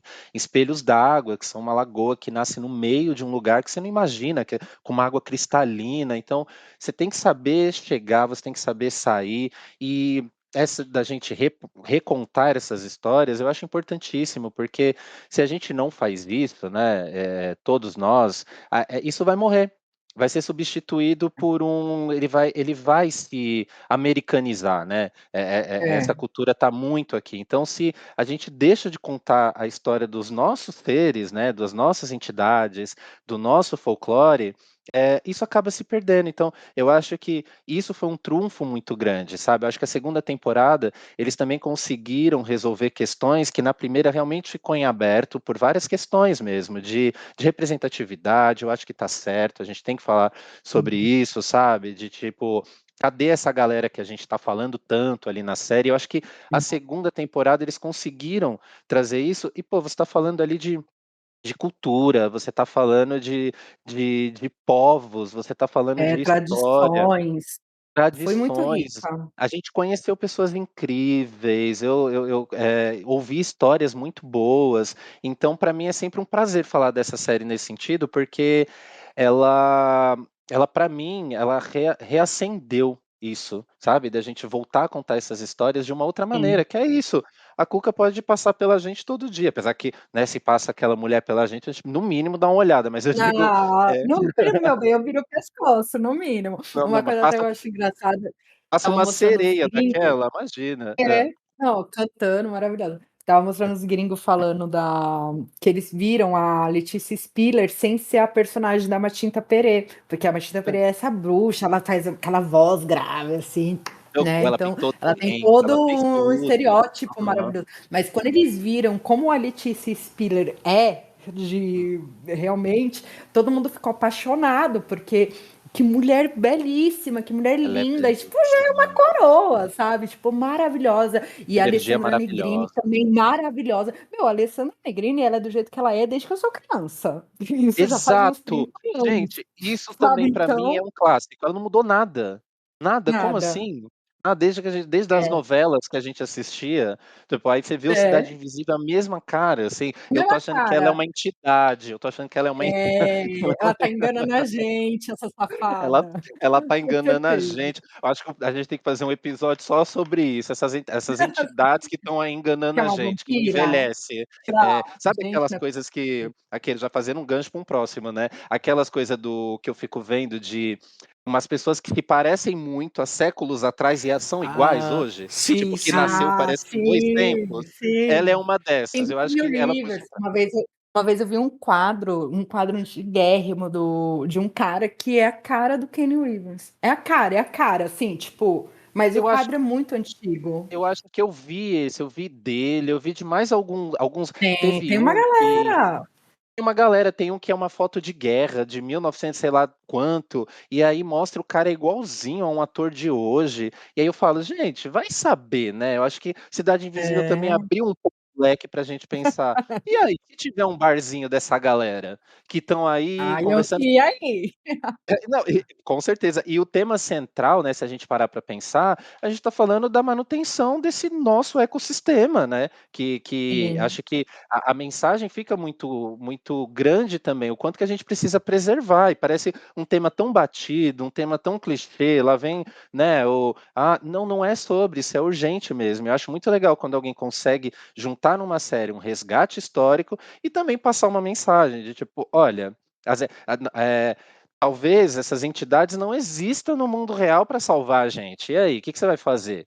entendeu? Tipo, É. você tem que puxar a responsa para você também, sabe? As matas, que era muito a questão do Curupira, né? Os rios estão poluindo, as matas estão acabando, por isso que ele vai para a rua, ele cansa, ele fala, meu, não dá, sabe? Então ele vai se esconder no meio da cidade, entende? Porque mataram a É. família dele, os caçadores entram, matam toda a família dele, então tem toda uma coisa de tipo de predação, extermínio, são muitos temas que eles abordam, por isso que eu gosto muito mesmo da temática. Ai, Leandro, e parabéns, viu, pela arte que você fez com os figurinos. Ficaram maravilhosos. Realmente eles conseguiram captar essa energia do antigo com o atual em uma coisa única. E, nossa, representou total. Foi maravilhoso e mostrou para o mundo também o nosso folclore. Eu achei que isso foi muito rico. E a gente tem uma coisa muito mágica no Brasil, né? Tem essa mistura louca que a gente vive aqui. E, gente, eu não tenho nem o que falar, sabe? É uma energia, assim, que só de você olhar, de você ver essa arte, você já se imagina nesse lugar mágico. E isso tudo torna tudo mágico, sabe? Tanto de você ir ver uma peça num teatro, de uma história dramática, de você saber as histórias que rolam por lá, de você saber as histórias que rolam por trás dos atores, dos personagens. Realmente é tudo carregado de energia, de história. E, gente, não tem o que falar. É sombrio, tem um lado sombrio, mas tem essa pegada realmente mágica que fascina a gente, né? Não tem como negar. E, gente, finalizando aqui, Maicon, você tem mais alguma coisa para acrescentar para a gente sobre o tema? Não, só gostaria de agradecer a quem ouviu até agora. Muito obrigado. Queria agradecer o Lê por ter cedido o tempo dele para gravar aqui com a gente. Muito obrigado também.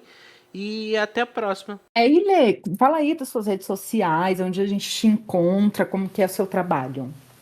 Ah, gente, primeiro eu também queria agradecer muito, eu adorei fazer, queria agradecer também quem ouviu até aqui, falar que todas essas coisas que a gente faz, tanto no teatro como no cinema, é muita gente envolvida, tem muito trabalho, tem muita equipe, então parabéns a todo mundo, né, todos os profissionais, artistas que estão aí tentando fazer arte nesse país, a nós aqui também fazendo a nossa, e vocês me encontram no Instagram como le.lvr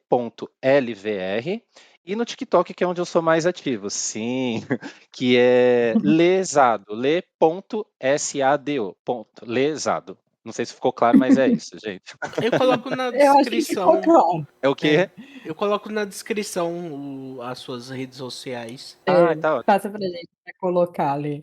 E é isso, Lê, muito obrigada, meu. Eu amei o papo, foi muito divertido. É muito interessante, sabe, esse universo obscuro, esse universo do teatro, dos artistas, essa coisa da energia que vocês trabalham com muita energia, não tem como negar. E não tem como negar até pelo fascínio que vocês trazem na gente como espectadores, sabe? E apaixonante. Parabéns, continue com esse seu trabalho lindo. Espero convidar você muitas mais vezes para participar do nosso Vai ser um podcast. prazer, gente. Vai ser um prazer. Ai, amigo, lindo, maravilhoso. E é Uhum. isso, gente. Estamos aqui. Se você quiser deixar seu comentário, fiquem à vontade. E é isso. Até a próxima. Tchau.